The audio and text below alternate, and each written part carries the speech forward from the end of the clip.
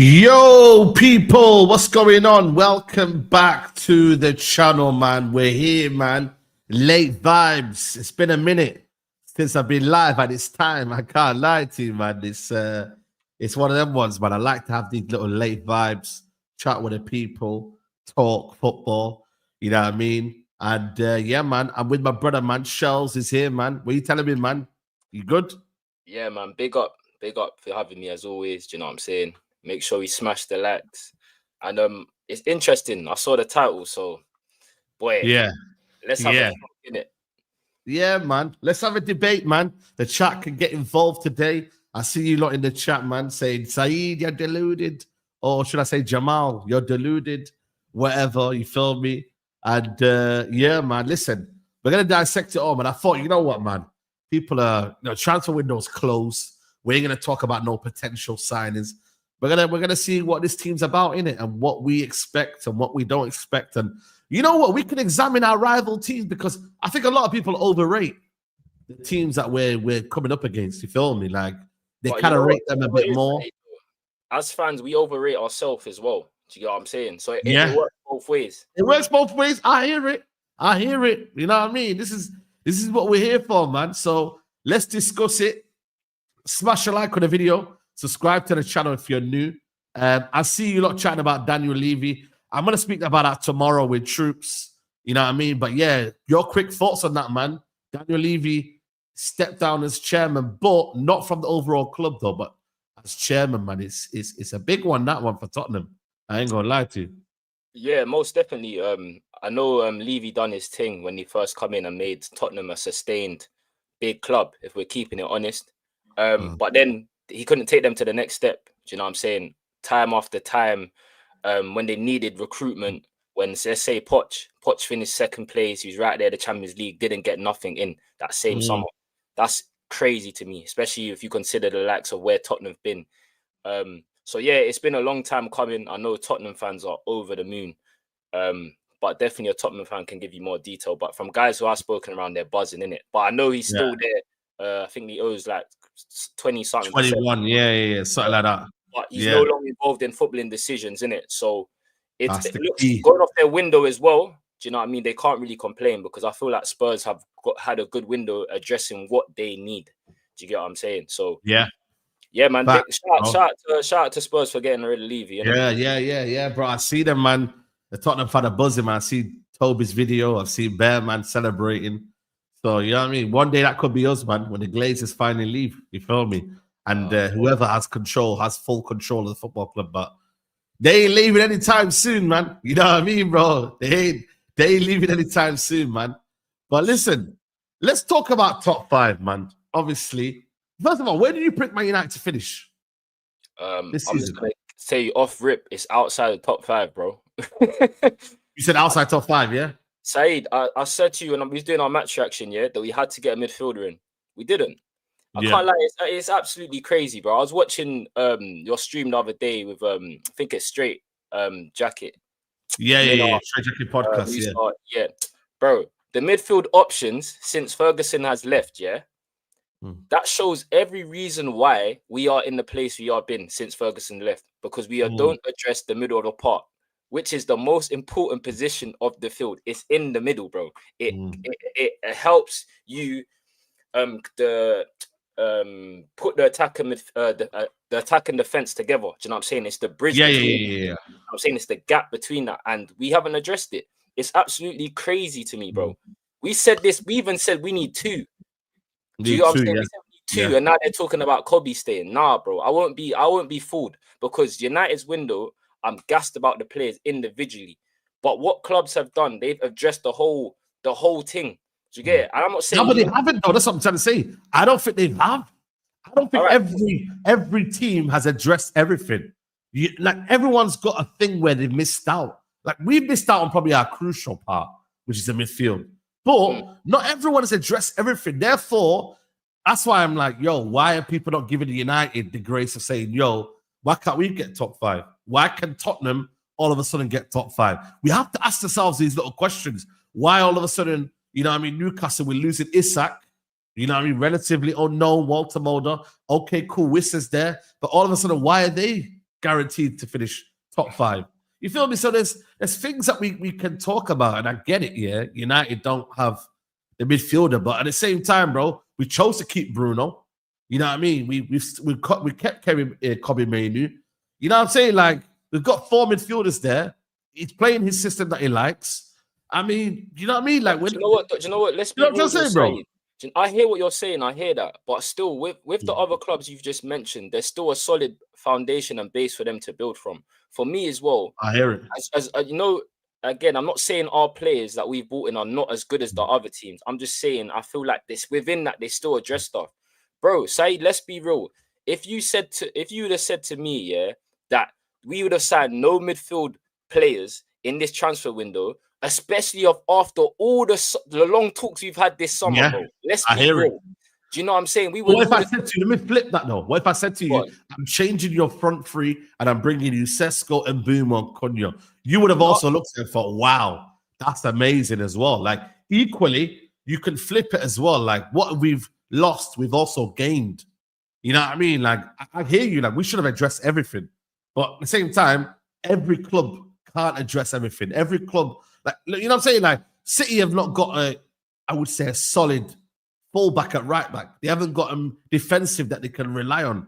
You know, they're having to reach their goals and their targets. So you're not going to get everything that you need to, but it still has to be a demand and expectation that Man United this season, with 1 game a week, you know, United shouldn't see themselves in a position where they're in that top 5 race, or they're in the pack and they're in the hunt for the top 5. For people to just write Man United off here, we have to dissect it. Why are you writing Man United off? Is it as simple as saying the midfield's a big issue for not getting top 4? When I can look at Chelsea and I can say Sanchez was a big issue, but they got to top 4 with Sanchez in goal. With Sanchez in goal, bro. They also have Caicedo in the middle of the field. But you see my point, though. It makes a I huge hear you, but I've given you reasons as to why they can get top 4, but I've also given reasons why I said they could have lost that top 4. Like, Sanchez was a problem at one point. See the game against Man City, cost them. I think was it Anfield or somewhere there? I don't know if it was Anfield where he cost them as well, but there's games where he was like, yo, what's going on here, man? So we have to be very, very reasonable in our decisions as to why Man United shouldn't be, and there shouldn't be a demand from the fan base that we should be getting top 5 this season. Why aren't Man United fans demanding that? Why?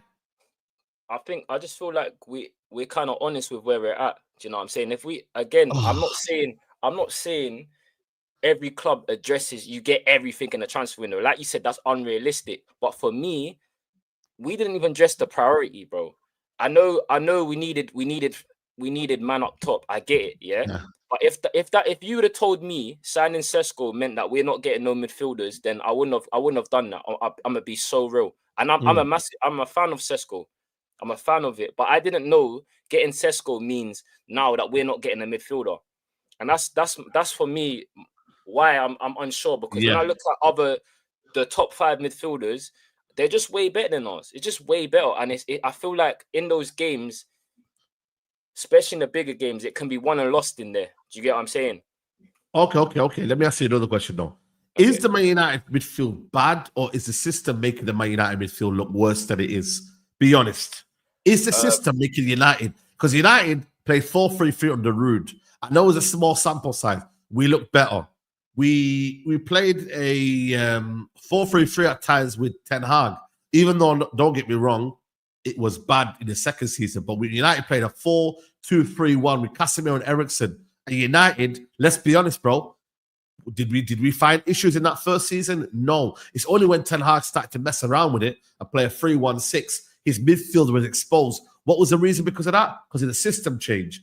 United now, let's be honest, with this manager coming in, we feel more vulnerable because the system doesn't allow the midfield to really, really be finding the strengths of the team. If I look at Tottenham's midfield right now, I don't think that's a great midfield. It's way better. Paulinho and Bentancur, I'm sorry, man, like, they're not world beaters. You know what I mean? Like, if United had them two, in the system we've got right now, I'm telling you now, they'd look worse in our system, bro. If they were playing in the 2 right now, a lot of people would be slating them, saying, yo, they're rubbish, they're suffering in there, they can't do anything, they're getting overrun, etc., etc. We'd be saying the same thing, bro. Let's be honest. But because they play in a 4-2-3-1, and there's a shape there, and it's a bit more cohesive, and Sarr drops in as well, they look a lot better than what they're meant to be, bro. You see what I'm trying to say, bro? Do you know what I'll say to that though, Saeed? Yes, on paper it doesn't sound nice, but there's a better balance than what we have, and it's as simple as that. Where's the balance coming from, though? Where's the balance coming from? The balance is coming from, first of all, because Bruno is not a midfielder, so we're lacking balance there. First of all, yeah. Then Casemiro again is a player. You just referred to Casemiro 2 years ago. He's way older than he was. I feel like when he first came, the first season under Casemiro wasn't an issue. He was top for us. See what I'm saying? 2 years down the line now, you're asking him to do a different job and also play in a midfield 2 when majority of Casemiro's success came in a midfield 3. Do you get what I'm not saying Casemiro can't play in a midfield 2. It's Casemiro. Do you get what I mean? But he's way older than now. What I'm just saying is, if you look at, yes, our midfield is bad regardless of the system. The system doesn't help, though. The system doesn't help. Massively. That's one thing I would say. I do agree with that. 100%. That's what I'm trying to say to you. I feel like for me, Bruno's been playing the position that he shouldn't be in. He should be more in the 10 role. You see what I'm trying to say? Casemiro's in a position where he gets exposed a lot. There's things that are not helping our players thrive. You feel me? I generally believe a more suited manager and a more suited system, we can see less deficiencies in their game, bro. Like all of them things, we see them getting exposed, the lack of legs. Bro, when I look at Casemiro right now, yeah, like I see a player that's competent on the ball. I don't see a player that's really, really I look at him and think he's gonna lose the ball all the time. This season so far, has he really put a foot wrong this season? I don't think he has. But you just know when there's a position where the team we're stretched and when we're getting transitioned on, you can see his weaknesses because he can't run. You feel me, bro? And then you look at Ugarte, someone like Ugarte that has to be relied upon on the ball, can't do anything in the 2-man midfield because it's almost like he has to do a lot and he can't do that as well. So, and then the same thing for Kobe Mainoo, same thing for Bruno. I look at it and I think, yo, we're not built for them to succeed. We would be built better had we played a 4-3-3 or 4-2-3-1. We would be. And that's where I look at it. I'm like, yo, get them in a better environment. We then see what Tottenham are doing against Man City away. Or we see what Tottenham... You see what Tottenham did at Man City? It wasn't a masterclass in tactics. It was simple, but it's so effective. So you people look at it and think, wow, man. But really and truly, it was a high press, win the ball high up the pitch, and use your running power that Man City lacked and use it against them, bro. Press. Make sure their first touch. You know what I mean? These are simple things off the ball. It wasn't really on the ball that Tottenham exploited Man City. It was off the ball. Yeah, but you know that's just easier. That's hard, like to do. It's easier said than done. Do you get it? No, to go to Etihad and press them from, like they absolutely pressed them from minute one, innit? And I'm hoping, obviously, teams adapt this approach, and I'm hoping United adapt this approach because I said, but way before the season started, that City are not a team that we should fear. City are way better than us. Don't get it twisted. I prefer to their defensive efficiencies. I've got Mbeumo running at them. If Cunha's fit, I've got him running at them. And hopefully we get Sesko in the team. Because I do think this team at the moment is missing that focal point, innit? I think Mbeumo loves to link with a target man. You see it with seeing his link up with Wisa. And one thing I'll say as well, Mbeumo is a much better footballer than a lot of people gave him credit for. I agree. I watched him, obviously, I was at the Burnley game with you, and I watched him for the first time, like in person. Bro, his touch is unbelievable. His ball IQ is unbelievable. His ball carrying ability as well. His passing is great. His crossing. Was he on that right hand side, by the way? Was he on his side? Yes, he's bro. His crossing, like I was really taking him in. Do you get what I'm saying? Yeah. Also, Cunha, he had Strand Larson, so I think we can get at them. Do you get what I'm saying? But like you said, just based on what you said, there's no point of going, if we had a manager that's a 4 at the back, because right now we can't really. You know what I'm saying? So going off what you said, and the partnerships that the other top 5 clubs have and the balance they have, Manchester United are lacking that. Do you get what I mean? I agree. It's mad because you know what's crazy, Side? We're like first on every metric right now. And you also said Casemiro hasn't been that bad, but I disagree. I think he was great against Arsenal. I don't think he was good against Fulham, but neither was Bruno. And then neither was, to be fair, against Burnley, I don't think he was bad, but there's times, where he just shows his deficiencies. He only can play one way. I just wish he could. Do you get what I'm saying? Like, if it goes into, I agree. Can't turn and pass out. He has to go back. And a goal came from him giving the ball away to Euro. It wasn't. I'm not gonna say obviously it's his fault, but it just at certain times it's lacking in there. We can't gloat over this. Do you know what I mean? Casemiro, he's been a fantastic player for Real Madrid, but at this stage of his career, I agree. We should have sold him in the summer. Every week, Saeed. Do you get what I'm saying? Every single week. Yeah, I hear you. Let's look at this Man United squad then. Let's look at the United squad as a whole, and then we're gonna look at every squad right now. The super chat came in right now. Here's a hot take: only Rice and Zubimendi in the top 6 survive in our system. Every other midfield gets found out. Thoughts? Now, you give me Caicedo and Enzo. They boss that midfield. I don't know what you think. Rice and Zubimendi, maybe they're good players. I think Rodri and Reinders, I think they do well, to be honest with you. I think Gomes and Tonali do well. I'm not gonna lie to you. I think there's many, man. There's many. It's about quality as well. But what I'm saying to you is, I hear the point of you still get, if there's a 3-man midfield, we still get outplayed though as well. There's a realization that, you know what, we still find, or we will still struggle as well. You know what I mean? This is a system, bro. Like Kante and Matic have been the only 2 where I look at them like, wow, they have been successful at it. Name me a team in the Premier League that's been successful in this system, has done well. Name me. I can't remember a team that's done well in this 3-4-3. Tell me, is it anyone apart from the Conte's team that has been gone to maybe top 5, won a cup through it? Is there anyone, guys? I can't remember. Obviously, only to be fair, did Tottenham play like that against us? 3-4-3, or was it for the back? No, I'm not even sure. I think it was 2, and then they went 3 when we was chasing a goal. But obviously, Palace, Palace, in it. If you want to look at systems, yeah, Palace as well. Yeah, that's, you know what? Sorry, Palace. You know what I mean? So again, hey, maybe that's a message to the board, isn't it? Maybe to go and get Glasner. He's available. He will be available because boy, he's doing miracles over there. But let's get into the team right now. Everyone, if you do me a favor, we've got nearly 900 people in the building. Hit the like button. We're not asking for a lot today. Just hit the like button. Just get us to 500 likes. We're halfway there, guys. Hit the like button. Subscribe to the channel. Make sure you subscribe to Shells as well. But this is our squad. We have got Alte Bayende still here. Tom Heaton, Andre Onana, and Sally Lemons. Do you expect anyone to leave, by the way? Lemons, do you think anyone will leave, by the way? Bayende and Onana, do you think they're leaving, or are they stay? Are they gonna stay? That's a madness if we all stay. Yeah, that's what I'm saying, Ted. You got that's 4 senior keepers. You don't need 4 senior keepers. Someone's got to make room for a youth player, in my opinion. And I'm looking at Andre Onana, in it.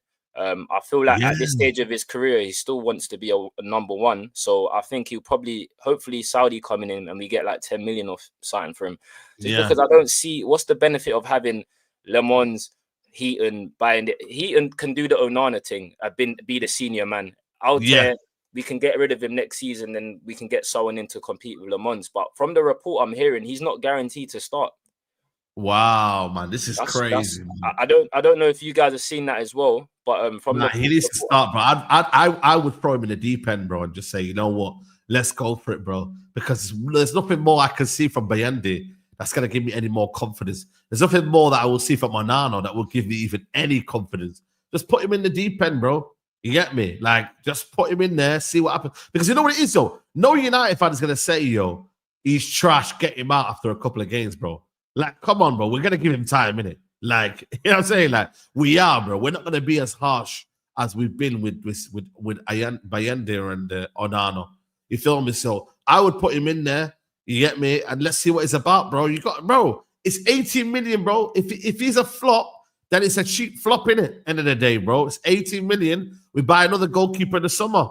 Fuck it, bro. And then he could be back up. And then we go and buy another keeper in the summer. So I feel like it's one of them where sometimes you gotta put them in the deep water and see if they can swim. You feel me? So all in all, there's a lot of quantity, but will there be quality? We still have to wait and see. But listen, Le Mans 23, you get me? Still young. We'll see, man. We'll see. This is where I feel the most confident, by the way, is the defense. We are stacked in defense. Dallo, Mazarawi, Delic, Maguire, Lisandro. Malassi still as a part of the club, bless him.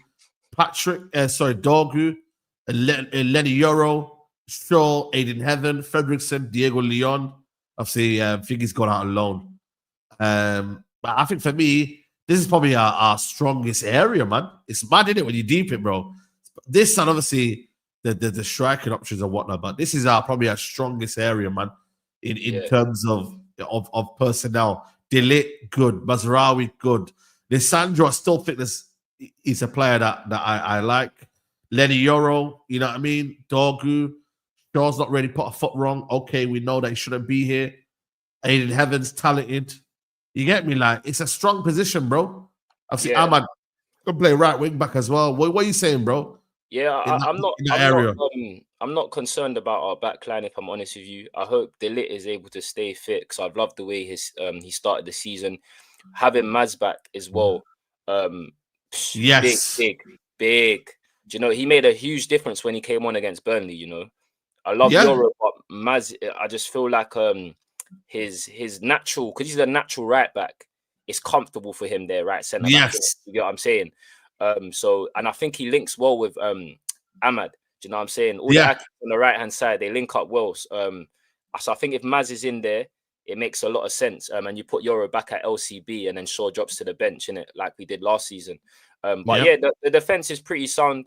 Obviously, I didn't expect us to go dip into the market for a defender. No, that'll be next summer. I reckon next summer. Exactly. So I can't complain about defense, bro. I really can't. Because Maguire will leave.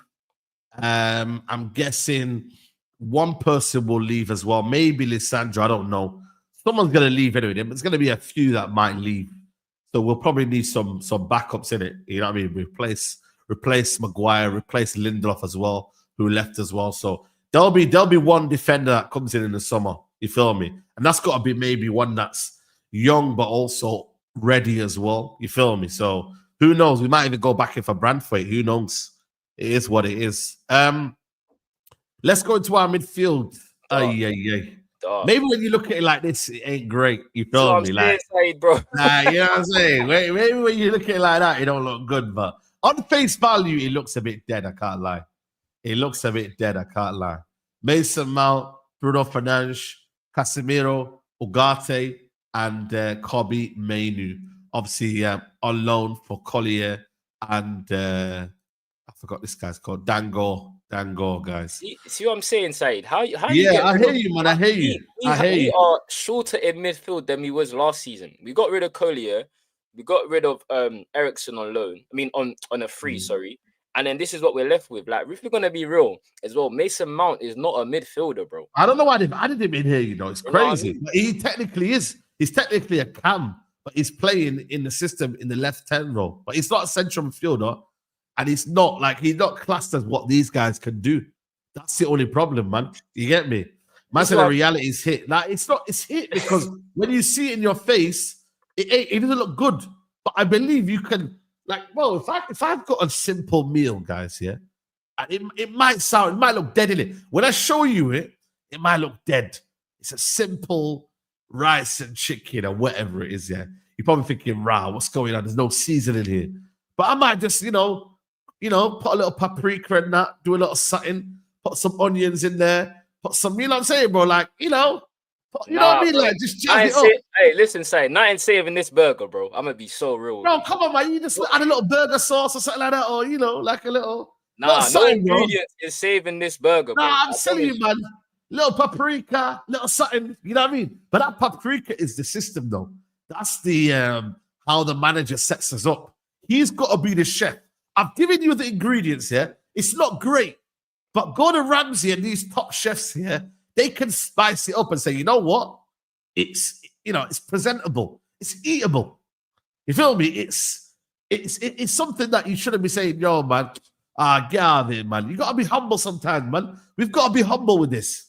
Why should I? Why should we go, Saeed? Because we gotta be humble, man. Because we wrote love letters, man. We wrote letters to Ineos to say keep Bruno Fernandes. So we gotta hold it, fam. There's a reason why Bruno's here and this midfield hasn't been addressed. We didn't sell Bruno Fernandes, bro. Let's be honest. If United had sold Bruno, we'd be looking at the situation differently. So we've got to hold this. We've got to eat the rice and beans. Sorry, bro. Sorry, because again, for me, that's excuses and copium. We knew Bruno was staying at the start of the window. That was time ago. It's time ago, but that's what it is. Yeah, but Bruno's keeping his position. So we have to now find a player that plays alongside him. And United were never going to really... They were looking at Hjulman, by the way. Did you know that, by the way? Conor Gallagher and Hjulman. Bro, I swear down, fam. Did you see that, by the way, from the manager? The manager was looking to bring in Hjulman, bro. Hjulman and Conor Gallagher. So were we cooked either way? Yeah, but that's when... Man said, fine shame, bro. Listen, don't worry about us, man. Worry how your team gels up, man. You know what I'm saying? Worry how your team gels, man. And if they really can win back-to-back, bro. Because you got to win the treble, you, man. You feel me? Man like Hussam, man, don't go anywhere, bro. Liverpool got to win the treble this year, man. You know what I mean? Oh, big up to Hussam, man. Hope you're well, man. But you know what, though? Seriously, for me, though, yeah? Like, if we'd have bought Conor Gallagher and Hjulman, we'd be saying the same thing of, this midfield ain't good. But, bro, I'm telling you now, man, like, even a Baleba would have not fixed our issues, man. It would have gave us a little bit of a, a boost, and he would have added the quality. But, bro, I'm telling you now, I've watched Baleba this season. And this brother is not a sitting midfielder. He wants to go forward. He leaves a lot of space behind. He gives the ball away a lot sometimes as well. He ain't like, I'm not saying like he's not a monster, because he is. He's a brilliant player. But, bro, people have to relax with the Baleba hype, like really and truly. Like this season so far, he's been terrible, bro. Has his head been been turned? Of course. But at the same time, we've still got to chill and relax with the Baleba, like in terms of he'll be the fix and he'll change us and transform us. You feel me? He won't transform this midfield, bro. I'm telling you now. He won't. I hear that, but would I be more confident with Baleba in my team? Oh, yes. of course, It's only been 3 games. Do you get what I'm saying? He didn't really have a pre-season like that either. So I expect Baleba to be where he was last season. Of course. You get what I mean? But I agree. It's not just down to one midfielder to just change everything. But however, it goes a long way for me feeling a bit more confident and addressing some of the issues that we have. Do you get what I'm saying? All of this, like Bruno Fernandes is still here. Yep, I knew that at the start of July. Do you know what I'm saying? I knew that Ericsson was gone. I knew that Collier was gone. I knew that midfield was the biggest issue for Man United, and yet Ineos chose not to address it. So, like, I'm not gonna sugarcoat it. It's not good enough. Like Mason Mount, Bruno, Casemiro, Yogarte, Kobe, not good enough, bro. Sorry. Yeah, it's not good enough. I'm not gonna lie to you. It's not good enough. You know what I mean? Like, I think Baleba. People say Baleba's overrated. You're being a bit too harsh. I don't think he's overrated. I just don't think he would have transformed the midfield as the way that people are assuming. Listen, he will add to us. He will bring us quality. But I still think we'd still be struggling in that midfield. We would be. You know what I mean? Because Baleba, the more you watch him, he's in a 6. He played it all last season, Saeed, though. He played it all I'm not saying that. 100% not. But then you got to add him to what we're trying to do as well. And what we're trying to do as well is that we've got a 2-man midfield, and we need to... He's better in a 3 for me, personally. They can play alongside with maybe a 6, and then he's more of a Roman 8, you feel me? Or a box-to-box 8. Like, he's got more qualities than just sitting in the midfield and just dictating, you feel me? So, 100%. Let's see. His main attribute is getting the ball off the first phase and then running with it. Not going to lie to you. Yes, he is. But then, obviously... There's just because he does that, there's different profiles in the 6, isn't it? Yeah. I agree. For lack of like a Rodri or Wharton. Do you get what I mean? Yeah. I think one thing I'll say though, Saeed, against Burnley and against Arsenal, we kept defending it in a 4-4-2. If we can do that away as well, I'll be a lot more confident because then it addresses the issues for me. You don't see that space as much because most teams, most great teams anyway, right now, I agree. Too. So if United can adapt that, it's very interchangeable as well. You just put Euro at right back or Mazzara at right back. Ahmad goes to right mid. Do you get what I'm saying? One of the three goes to left mid and you just play two. I've seen it. I saw it against Burnley. We lined up in a 4-4-2 when defending. I saw it against Arsenal, but against Fulham in the away game, it's like we're not brave. We revert to that 3-4-3 and there's spaces in the midfield. So we'll see. It's an interesting tweak. We've asked for adaptation from Amrin, and that's adaptation I've seen. I'll give him that. But let's see you do that in every single game. I want United to get to a point where we just do our philosophy regardless of who we're playing. Thank you. If you're so hell bent on your philosophy, cool. Let me see in every game. Yeah, exactly. Starting against Man City. Let's carry on. This is our attack. Jeez, come on. Madness. Shooters, people. We've got Mateus Cunha, Xerxes, Ahmad, Buemo, Sesko. Obviously, Chino's a youngster. But yo, man, 1, 2, 3, 4, 5.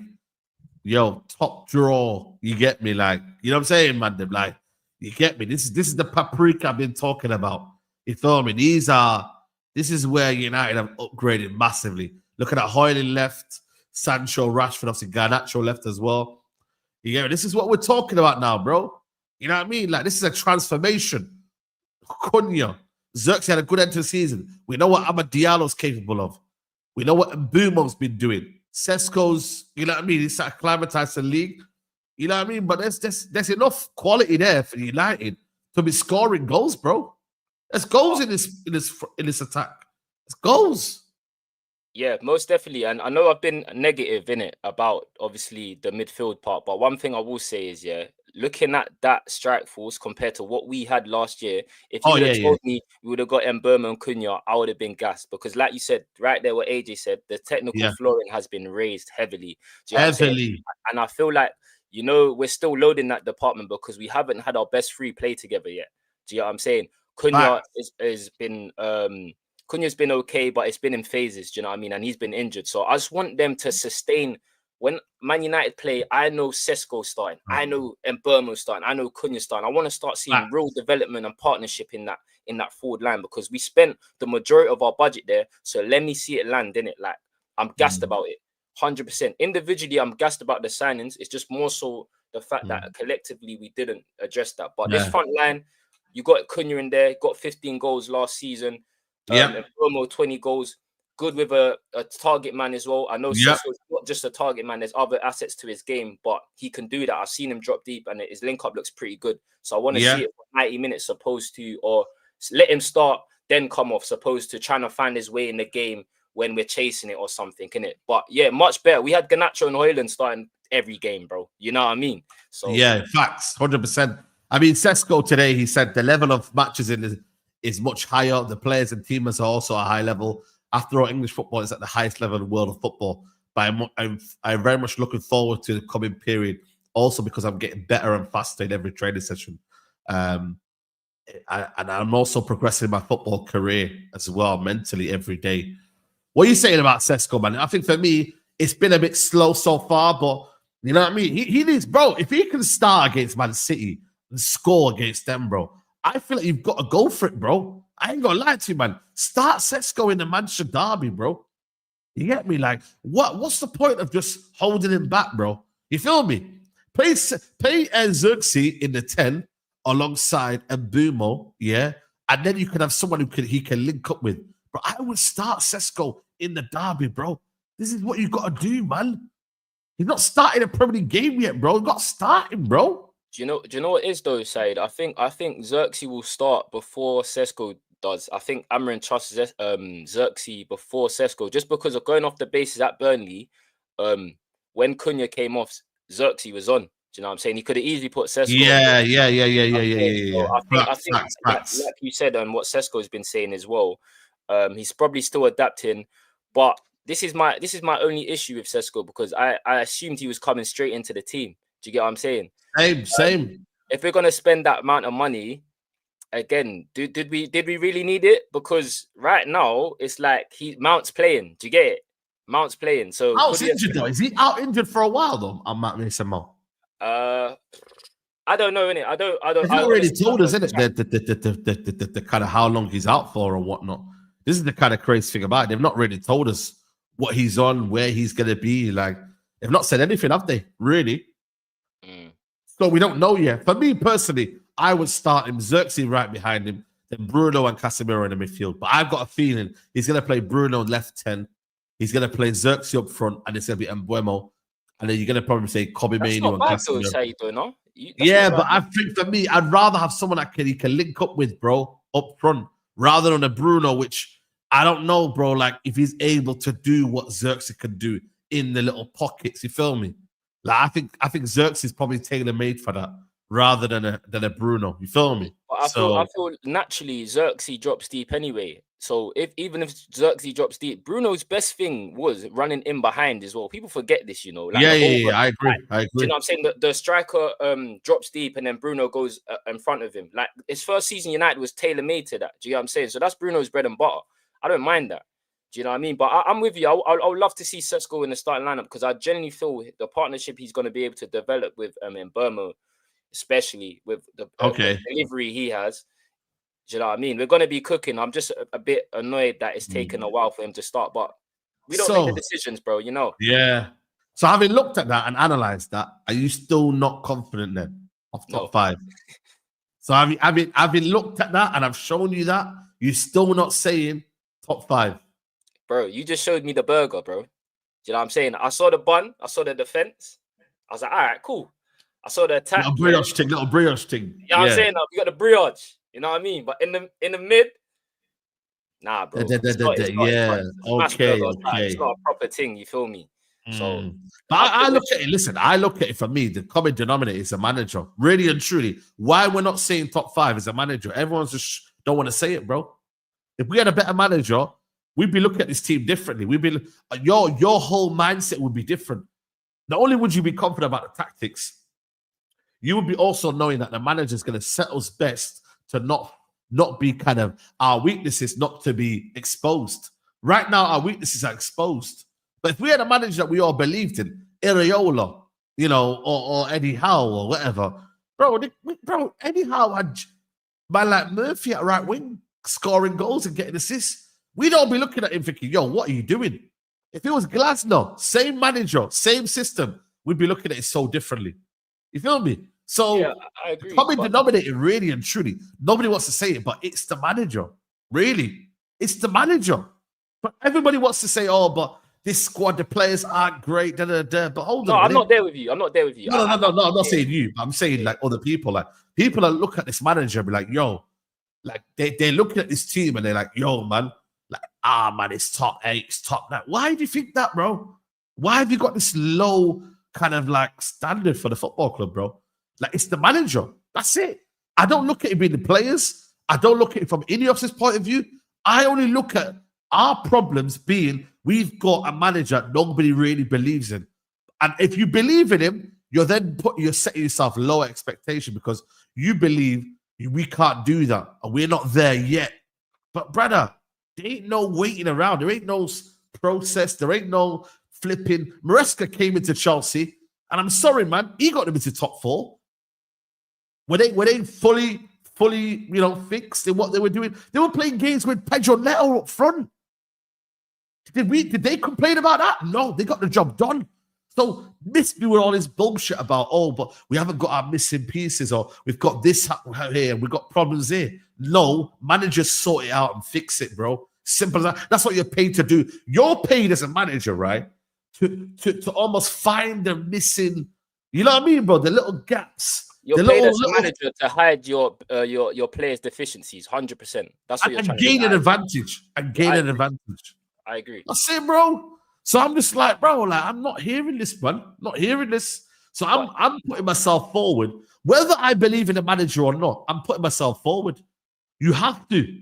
I'm not lowering my expectations because all of a sudden this manager and what he's been. Nah, bro. I'm sorry. That's why when Flawless says to me, what do you believe in? I said, it's irrelevant.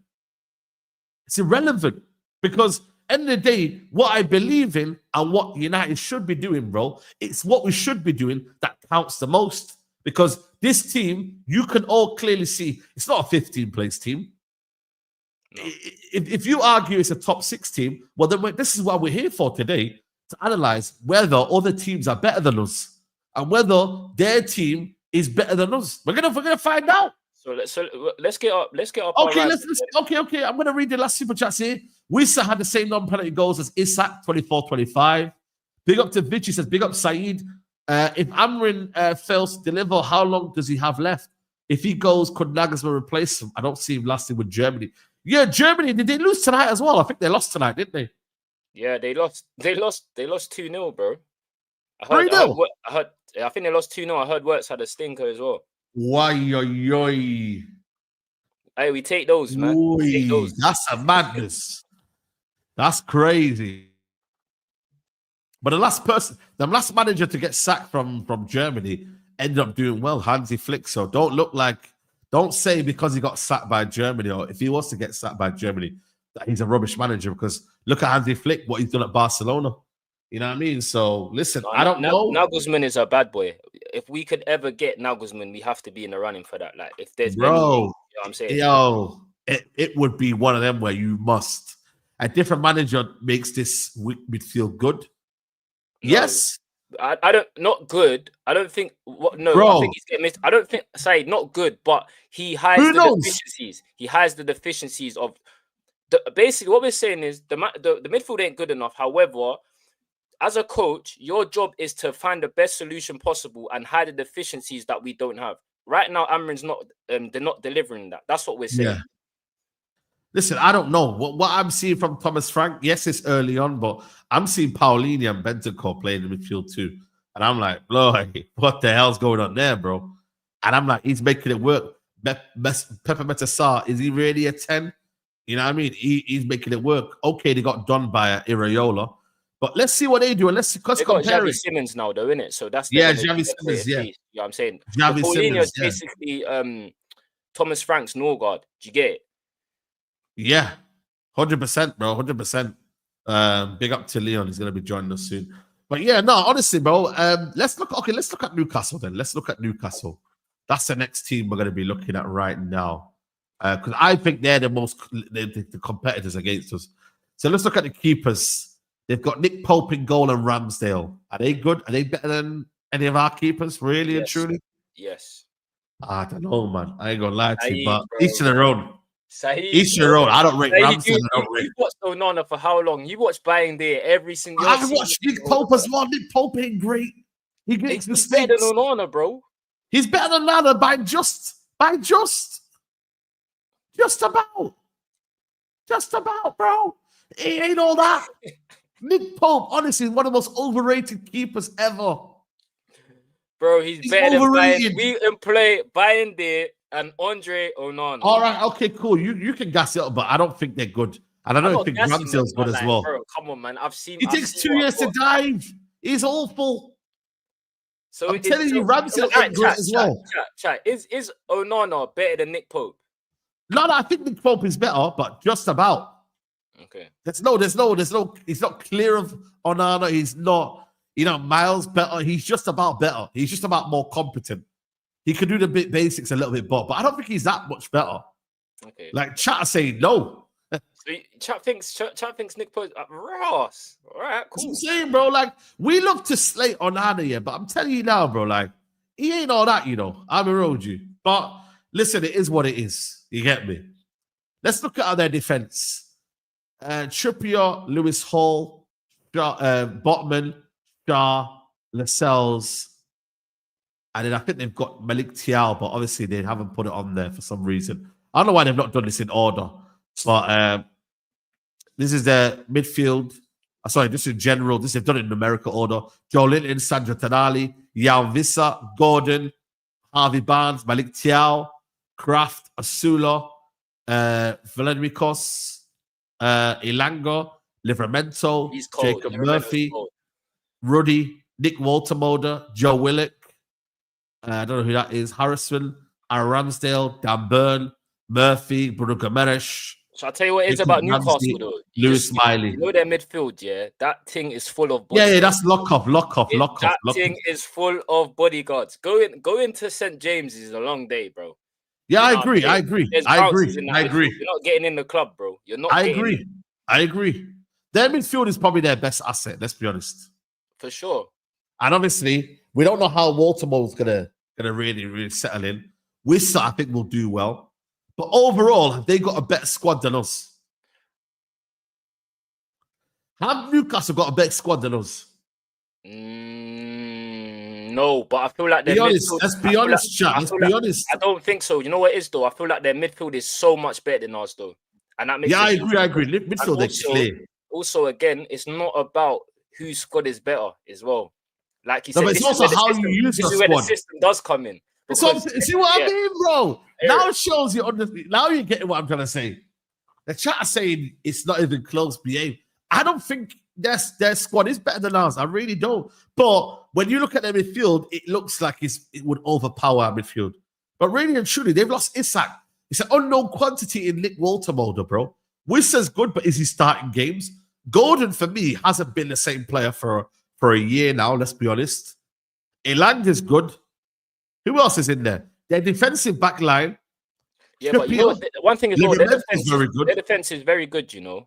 Like, no, I agree. I think Dan Burn is very good. Yeah, it's not about names. When you look at their defense, yeah, Livramento is a bad boy. Livramento is a bad boy. Trust me. Lewis Hall. They are a team. There you go. Yes, that's this too. But again, that's not a player issue. They're a team. That's what I'm trying to say. Yeah. Again, that comes down to coaching. That comes down to assembling your team into the best way possible. But really and truly, if I said to you right now, yeah, you're going to swap this team. We're going to swap teams, basically. I wouldn't want Newcastle's team over United. I wouldn't take their team over ours. I wouldn't take my team over Cunha and Bumo, Lenny Yoro, Mazarawi. Like, I wouldn't take their team over ours. If someone said to me, yo, you got to swap teams, yo, I wouldn't take their team. I wouldn't. Listen, we haven't even mentioned Lewis Hall. Do you know what I'm saying? Lewis Hall's a good one as well, yeah. And Livramento. Do you know what it is as well, yeah? Their thing has been like this for how many years? They've got their foundations, they've got their setup. Do you get what I'm saying? And this is why they're a much better team than we are. Do you know what I'm saying? Well, regardless of how we look at squads, it doesn't work like that. What Eddie Howe has got this team playing, you saw them against Liverpool, bro. Do you get what I'm saying? I agree. Men. So their foundations is built. They're a better team than us, bro. So they will finish higher than us, in my opinion. Bigger Alex said, not negative, realistic. I could ask you, why are you so optimistic? No, because I believe people are downplaying the quality of this team. And they're doing what they're doing is they're now basing their judgment on the team. I'd be like, you know what? We're not going to put United here. We're not going to put United there. When really and truly, we've got a squad that isn't Ollie's team. It isn't Mourinho's. It isn't bloody Ten Hag. Even Ten Hag's team is not even there anymore. Apart from Casemiro and Bruno. Really and truly, it's not even Ten Hag's team even here, bro. You know what I'm saying? It's Ineos' team. This is the Ineos era. You know what I mean? This is an Ineos team that has been brought in, not a team specifically made for a manager. It's like when you look at the Blue Coat era. They brought in their whole team. People say, oh, but they spent $2 billion. But look what they brought in. They brought in Enzo Fernandez. They brought in Caicedo. They brought in Cole Palmer. They brought in bare players from the Blue Coat setup and the people of the Chelsea, team, not specifically from the manager. You feel me? Yeah. So this is where I kind of look at it from my point of view. But that's the Newcastle team. That's a huge factor, though, Saeed. That's a huge factor, isn't it? Eddie Howe has established Newcastle now as a team that's in the top four. He's a very good manager. They're in the champs, isn't it? Yeah, they're in the Champions League right now, which makes me believe that they will struggle this season. Yeah. Because every time they play Champions League football, they struggle. But what I will say, though, is they have a little bit more depth in terms of strikers now. They do have now 2 strikers. Beforehand, it was Wilson getting injured, and they were relying on Isak a lot, bro. Yeah. Now, Wissa will add a lot to that. They've got now Jacob Ramsey. They've got Elanga who will bring in goals and assists. They've got Jacob Murphy off the bench. They've got a bit more depth to their squad, but at the same time, one injury in midfield or one little suspension, and their midfield ain't the same, bro. If Bruno Guimaraes gets a suspension or injury, they're finished, you know. They're finished, bro. Like if Tonali or one of the two get injured, that midfield, all of a sudden, you're not looking at the same midfield anymore. You know what, though? One thing I'll say is I think at a point, Tonali was out of the team. Do you know what I'm saying? Yeah, then he Joe came Linton back. was out of the team, and they managed to cope fine. So, listen, man, I hear what you're saying. Definitely, now that they've got top four is a huge factor. Yeah. Because, like you said, they definitely struggle when they have to do the midweek game and then play on the weekend, and that's United's saving grace, 100%. But going off the basis, the squad is arguable, innit? But the manager and the foundations they've built in Newcastle is better than ours currently. Yeah, no, I hear it, man. Overall, would you say that Newcastle are the strongest rivals for that top five right now, so far? Like, when you look at it right now, are you looking at thinking, yo, we must watch out for them, man? You get me? Like, even though they've started the season poorly, only how many points have they got so far? 2 points, isn't it? Yeah. 2 points. They got 2 draws and 1 loss. If we finish above Newcastle, then I think we finish in the top 5. Oh, okay. So you see them more of a threat than the Spurs then, which we'll get to in a second. Actually, no, that's a lie. Yeah, that's a lie. Spurs, I forgot about Spurs, you know. But yeah, we're gonna get to Spurs right now. All right, cool. Let's go to Spurs. Okay. Let me get the guys. We are 100 likes away from the target, guys. 500 likes is a target. Please hit the like button. Big up to the chat. I know it's international break. I know you man are bored, so we're trying to give you some entertainment to get you through the international break. So please, guys, hit the like button. Let's get to 500 likes in the building. Right, let's look at Tottenham Hotspur. They've got theirs in again numerical order, man. Why didn't you just put the team in like how United have done it, bro? The positions, bro. But this is a team here: Vicario, Dragonson, Danzo, Paulinho, Javi Simmons, Basuma, who might be leaving the football club to Turkey. Richarlison, James Madison's out for the season. Tell, who's not even in the Champions League squad. Destiny Udogie, Archie Gray, Lucas Bergvall, Romero, Dominic Solanke's out for a while. Kudus, new signing. Kulusevski's out for a long time. Brennan Johnson, Pedro Porro, Jed Spence, the new signing Kota Takai, Wilson Odobert, and Pepe Metassar, Rodrigo Bentancur, Kingsley, Ben Davies, Van de Ven, Colomboani on loan, Brandon Austin, and Dane Scarlett. And then obviously these guys are they're on loan here and there. But this team here, let's talk through their strengths first and foremost. What are Tottenham's strengths? Back four, first of all. Back four is very good. Yeah, I give it to them. Can't lie. Their back four is solid, man. They got even though I take the piss out of Romero, but yeah. Bro, listen, I know Romero has a mistake in him, and I feel like he's better for Argentina. But with Van der Ven, yeah, their thing is serious, bro. I'm not even gonna lie. Yeah. Van der Ven is a bad boy. Pedro Porro, not the greatest defensively, but he's a good technical player, good going forward. Do you know what I'm saying? Jed Spence just got into the England team. Big up to Jed Spence. He's been big up to him, man. Big up to him, bro. Big up to him. Man. Their thing at the back is crazy. I'm not gonna lie. Do you know what I'm saying? And their midfield is not when you look at their midfield on paper, it's not crazy, but they have a good balance. Now you add Javi Simmons in there as well, and Thomas Frank knows how to get the best out of that. Do you get what I'm saying? Right. So yeah, this is what I'm trying to say, bro. This is what I'm trying to say, man. What are their weaknesses then? For me, I ain't gonna lie to you. I don't know if they got a reliable goal scorer still yet, because Colin Moani, we have to wait and see whether there's a reliable goal scorer. What do you think of Colin Moani before we go on? I think for me, I don't rate him for me personally. I've watched him. I think he was better at Frankfurt. PSG really and truly couldn't really get into that team. Again, it was one of them where it was always going to be difficult to get into that PSG team. Went to Juventus, started off well, but then didn't hit the house on fire, you know what I mean, and whatnot. I think he's a more of a master of all trades. And what's the saying? Like when Jack of all trades and master of nothing. You feel me? Like he ain't got really like a special quality, but he can play in different positions. He's a utility player, bro. He can play on the left, play on the right. Not really a striker. Can play in the two. runs around a lot, works hard, a little bit of hold-up play, but he's not really got a special quality. I wouldn't look at it and think, yo, what's your special quality? And yeah, I'm not scared about Colin Wiley hitting the Premier League and make, causing a madness. You feel me? I think he's underrated, but I hear you. You think he's overrated? Okay, fair enough. Underrated. Okay, fair enough. I think Xavi Simons, we're going to wait and see. I don't know whether Xavi Simons will be a hit. I think for me, Premier League, you know what I mean? He can't get away with this whole, you look at Florian Wirtz, how he's came into the Premier League. They think they've got space. You ain't going to have space, bro. You ain't going to get the space. So I don't know. Maybe because he's played in the French league before and he's got an experience of playing like in a physical league. Maybe he might be okay in terms of finding out the physicality of the league.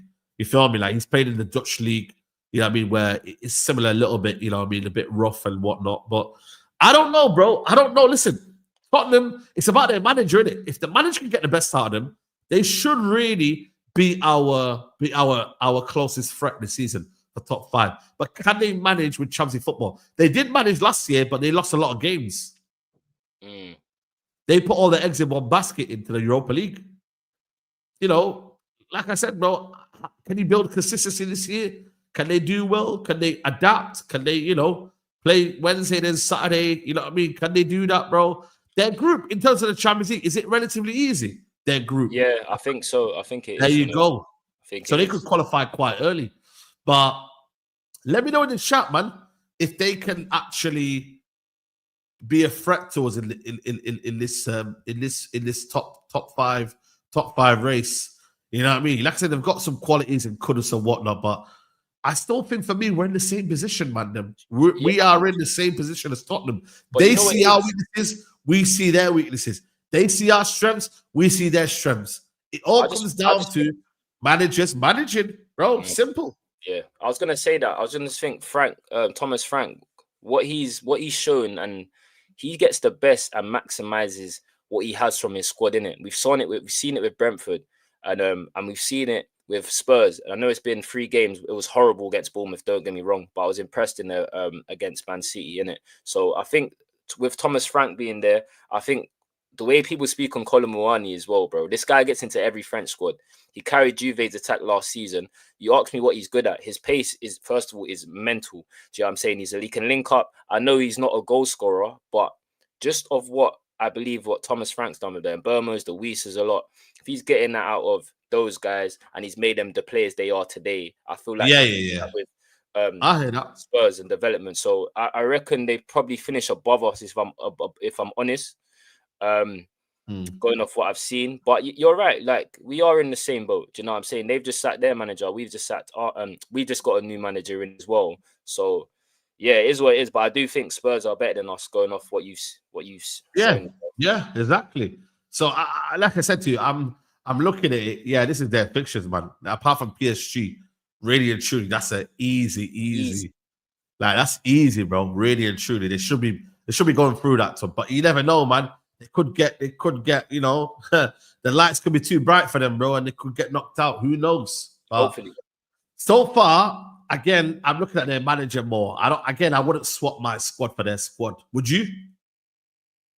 No.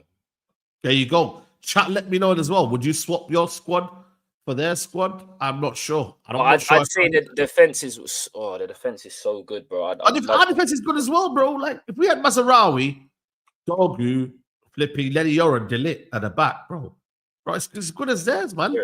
What are we doing here? You know what I mean? They've just got a stronger kind of cohesive like unit. And they've also played with each other in the same back line or whatever it is. And Jed Spence is coming as well. So they've done a lot because they've had a bit more solidity at the back, bro. They've been able to play that same system a lot of times, bro. So I don't know. I think for me, it comes down to the manager again.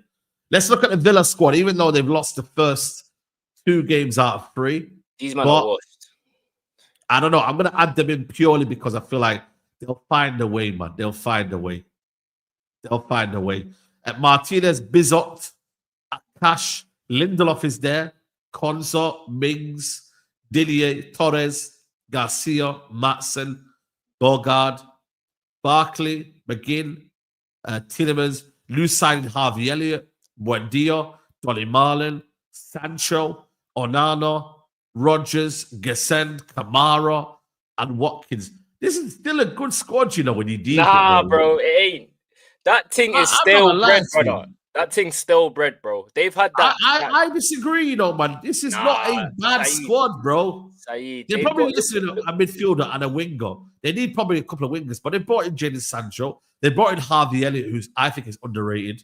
The keepers are a bit dead, don't get me wrong.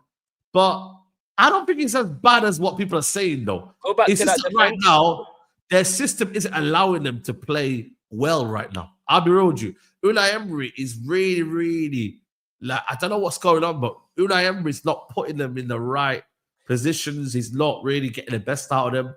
But now with Harvey Elliott and Jadon Sancho, we might see an upturn in quality.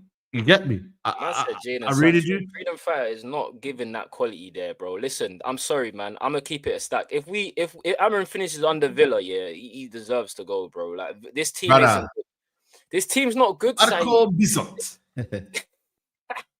Listen, we're saying a bit about Sancho, but Sancho hasn't really finished below the top 4 once.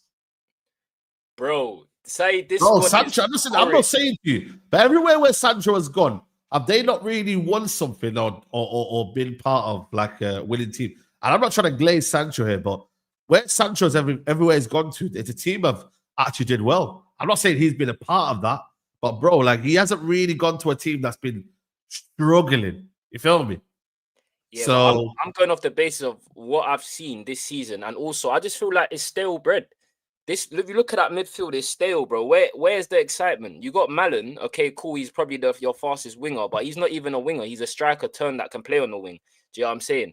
Outside of that, you have Sancho. He's not explosively quick. I just feel like their thing is so yeah, repetitive. they don't play with wingers. That's the problem, man. They don't play That's with what wingers. I'm saying. It's so repetitive. It's been found out. They need to something different. Do you get what I mean? I just don't see this team. I don't see the quality here. You asked me, would I sort my squad? Not in a million years looking at Villa. No, you Do wouldn't. you know what I'm saying? They're light. If Watkins gets injured, what then? Malin's going to have to be the main number 9 in the Premier League. Nah, man. It's dusty. It's dusty. I can't lie to you. It's a dusty team. You get me? So I ain't gonna lie to you, bro. Like it is a bit dusty. I'll be real with you. Yeah. Well, I don't know. Like I said, for me, there is talented players though. Onana, you know what I mean? Tielemans, Harvey Elliott, I think is talented. Watkins, Rogers is talented. Kamara, I think is underrated. Watkins can score goals. You know, their back line, I think for me, you know, when you look at Konza, decent. They're probably in centre-back area they need to maybe kind of do well in. Mings and Lindelof. Will Lindelof do well over there, do you reckon? Will he do well over there? Lindelof is horrible. I'm sorry. Lindelof is horrible. Yeah. Yeah, their back line used to be decent, bro, but now it's not the same. Cash is awful. I ain't gonna lie to you. Dini's all right. You know what I mean? Pau Torres not first team anymore, man. I don't know what's happened to Pau Torres, but he's not first team anymore. Matson, all right, but again, he's not really first team as well. You know what I'm saying, bro? They loaned out a lot of players, you know. They loaned out Leon Bailey, Enzo Barajia is at Benfica, you know. So it's one of them where, like, they should really be in the conversation for top 5, really. But what if they do? I believe what they'll do, they'll focus on the Europa League. For me personally, I feel like they'll focus on the Europa League rather than the Premier League. I really do. They look at the Europa League and think, you know what, we can win it. Unai Emery's got competition to win it as well. They'll fancy themselves in that competition. And Emery would fancy himself as well. Do you get what I'm saying? Yeah. 100%. He would fancy it. He's won it multiple times. Do you know what I mean? That's his bread and butter if we're keeping it a stat. Yeah. So I agree. I think Villa should focus on the Europa League. That's the Europa League. Yeah. So we've analyzed the 3. Before we go on to like maybe like, you know, some people who might join the competition, who there is our closest competitors for top 5? Somewhere where you look at and think, yo, I've named you, it's Villa squad. I've named you, and you lot in the chat can get involved as well. Villa, Newcastle, and Tottenham. Who's our closest competitors for that top 5 spot? I'd probably say Newcastle and Spurs. Yeah, there you go then. That's Newcastle and Spurs. And if I'm saying to you go one further, out of Newcastle and Spurs, who do you believe is gonna be the ones that fight for us tooth and nail for that top 5?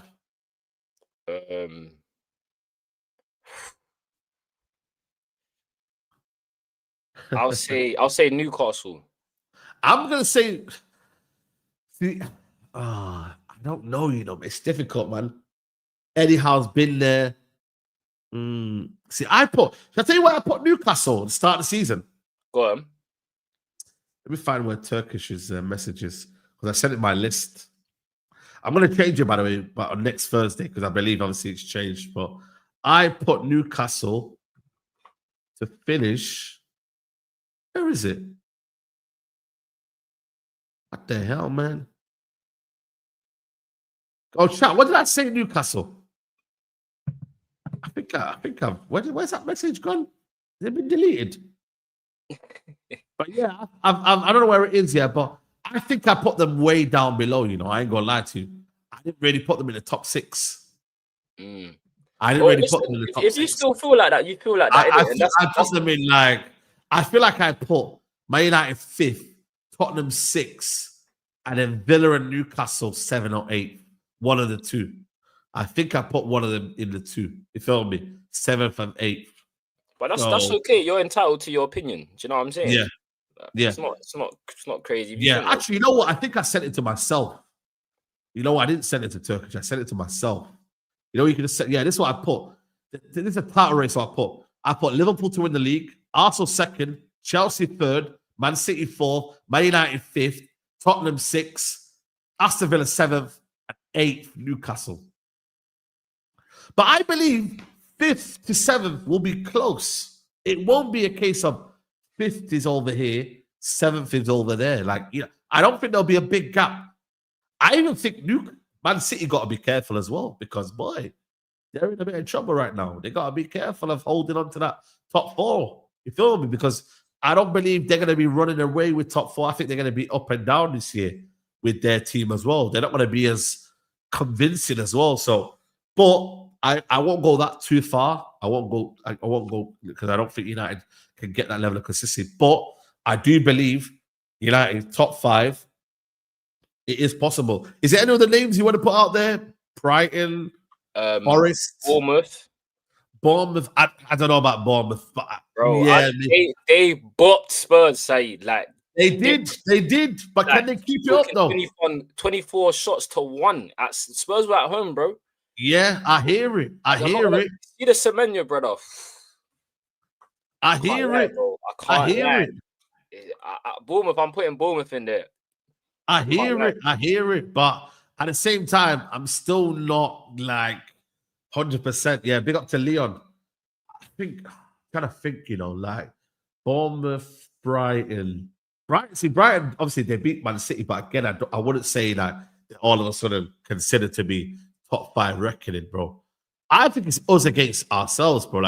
We put our mindset to it. It's anything in life, innit? It's you against you, man. If you want to put your mindset to something and you want to achieve it, we can do it. But the problem is, though, what's holding us back? What's the elephant in the room? And that's where, Leo's smiling, but that's the way you got to look at it. Who's the elephant in the room? And why are we not trying to achieve that? I was thinking about, you're talking about the league positions, aren't you? Is that what you're talking about? Yeah, the top 5. Yeah. I was thinking about this earlier. I was like, outside of Arsenal and Liverpool, it's kind of free reign, at the top. I can't lie. You couldn't categorically say. Can we win 2 games in a row though? Before I hate. Man City will be the proof. Man City will be the proof. The 2-game challenge is crazy. Bro, it's crazy, fam. This is my point. So when you're asking me, Saeed, can we finish top 5? Bro, can you give me 2 wins? I hear you. Need more than 2 wins in a row to end up there. I hear you, but at the same time, I feel like if the 2 in a row is going to come back Man City. I really do. I think we'll beat Man City, and that'll be the United where they. What gives you the confidence? Is it just how bad they are versus how? I think it's going to be a mid-off. I don't think it's going to be a case of we're that great. I just think for me on the transition, I think we can hurt them, bro. With Mbuma, with Ahmad, with Sesko if we can. I think we can beat them on the transition. they've got their ways of beating us. Don't get me wrong. With Haaland, we can't forget that. But at the same time, bro, we do have weapons in our disposal that United should go there and not be thinking we're going to sit back against them. Because if Brighton can go toe to toe with him, Tottenham can go toe to toe with him. Why can't Man United do that? Why are we so different? Why are we having this kind of almost this negative viewpoint? Bro, the reality, because obviously the negative viewpoint is the sample size we've seen. Because like literally even the season started and it's what 7, it'll be 8 games, including pre-season. It's just the same, but it's peak because it's the best time to get at them really. Because if you take Haaland out of the game, which our back three could do, I mean, 3 defenders can't take Haaland out of the game, then you're doing something wrong. Amarin has to let the shackles off now through the middle of the park, because when you're playing any combination, like even if it's, what do we think, Mandem? So it's probably going to be what, Mount, Mbeumo, Zertsky. No, Mount will be there. I don't think Mount will be there. You don't think he'll be there? No, I don't think he'll be there. Why? I think he'll be, because I think he's injured, so I don't know if he'll be there. We'll have to wait and see. Zertsky and Mbeumo, another 10. I don't know. You make that up, Saeed, and then Bruno and Casemiro. Most likely, that's what's going to be. Yeah. Maybe Bruno will step into the 10 this game. Yeah, I think so. That's what I'm thinking. Yeah, as well. If Mount and Cunha are out, Bruno definitely goes in the 10, and then Kobe goes in the number 8. If they let the shackles off, this game should be. You should be able to get it, City. But if we're doing the whole wing play, step inside and crowded, then it's not going to work. This is what I'm trying to say, bro, man. Our record there is decent as well, man. It's not what it used to be. I remember that one time when we were just level winning at the Etihad. But now it's not one of them. United City now, FA Cup final. You know what I mean? Did we beat them in the Community Shield as well? I think we beat them in the Community Shield, did we? Or did we lose on penalties? I'm not sure. So there's no big gap between Man City and United now in terms of how it is competitively. You know what I'm saying? 100%. And also Amarin's got Pep's number as well. I don't know if you might know this, but Amarin ain't beating Pep in a hot minute right now. I think he hasn't beaten him. Yeah, no, he has beaten him. He's got a good record against him. So listen, there's things to work with, man. I just think for me right now with United, bro, like I feel like if we have the mindset here, we're gonna be 8th or 9th. Yeah, I think it's gonna, bro. I feel like what we project, the players will project. I feel like that's last year, 15th. Yeah, even though I believe it was a player's fault, I do believe the fan base played a part in that, as well, because we expected losing games. So the players really didn't feel the fans' energy. Yeah. Because they just felt like, they're going to support us no matter what. They're going to be fair, we stopped kicking off and we kind of just made it normal, didn't we? Yeah, we just kind of almost said, it's all good, man. What was the vibe like in the stadium? Was it just, another one's gone in, I'm going home? Yeah, it was like, there's another one's gone in, and man, it's calm, bro. Like, we're finishing 15. It is what it is. You was chatting to Leslie about cruises. You just people just having a normal conversation in the stadium. It's true. It's true. You know what I'm saying to you? So at the end of the day, it's like, my mindset is like, I want to be getting to 5th, bro. I want this football club back in the Champions League. And if we manifest it and we put our energy, and the whole fan base has that mindset, we as a fan base collectively will be more harsher, more stricter, more just demand more from the team, bro, and the management group and everyone at the football club. But if we just say, cool, but I think we're finished 8th or 9th, bro, you've almost accepted that already in your mind, bro. You've almost said, you know what? We're going to finish 8th or 9th. So next season, I don't know, top 6 is a possibility. It's just not good enough, man. You're right, though, Saeed, because how long can this mindset, the current one, go on for? Because we've done a season of it. So how long can we continue to think? Because I do believe that when we complain, and when we kick off a little bit, Ineos do hear it more than the Glazers. The Glazers was just like white noise to them. But to Ineos, they definitely hear it more because they put feelers out, even the way they do like their media and stuff, to see what almost like market research in the fans. I've noticed a little bit in certain times. But I think it's just it's a shame because we've got a manager that is actually scared in games when he shouldn't be, and that's the most disappointing. Yeah, I agree. Because he's just very shook. Like, I mean, when you're losing a game and you've got nothing else to lose, but then you persist with defensive. Bro, I just don't understand it. One game a week as well, bro. One game a week. This is what I'm saying, man. Them 1 game a week, man. Them we've got to study the team and be like, yo, 1 game we put all our mind to it. We put everything on it on the line, and we go and say, you know what, we're not gonna be beaten today, or we're gonna try at least compete, bro. Because if we compete and we lose a game, we can say, you know what, man, it's all good. You know what I'm saying to you? What do you think the new players think, Charles? Do you think like it's disappointing for them? Because if you're Cunha and Bruno, you think like at the minimum least, like obviously you knew coming into United it wasn't great. Like what you didn't come in and think, oh, we'll bounce back to top 4. Maybe, yeah. Do you think they're disappointed because as ballers themselves, they're quite expressive in the way they play? So do you think they're a bit disappointed because they're like, well, this guy's just not. I don't know. Like I don't feel like I can. Do you get it? Like we're just we're a bit soft in it. So one thing I'll say is early days in it in terms of them, man. But I've seen signs to suggest that we can get the best out of them, especially in that Burnley game. I think looking at the City game, Nori, on Mbeumo, Nori loves to go forward, but he leaves so much in behind, and I feel like we can genuinely get at them through using Mbeumo. Just let him cheat a little bit. Do you get what I'm saying? In terms of us, I do feel like we need to release the shackles a bit. But then when you look at again, it's so mad. You look at every category, we're topping everything. But in the eye test, it doesn't make sense. Do you get what I'm saying? So I just I see that, by the way. We're the highest in the XG. Everything. We're the highest in this, like, you know what I mean? But bro, like, I don't know, man. You got to put the ball back in the net, man. You know what I'm saying to you? Like, hide this, hide that, bro. End of the day, man. We gotta be winning games, bro. It's a lie, though, you know, it's a lie, innit? Because like you're seeing things like Delit shooting in the box and stuff like that, and of course, taking man. touches. It's all a lie. Yeah, bro. Look at his highest XG, most touch shots in box, most shots in the box, second most shots on target. Like, this is all good and well, yeah. And obviously they have the 5th worst conversion.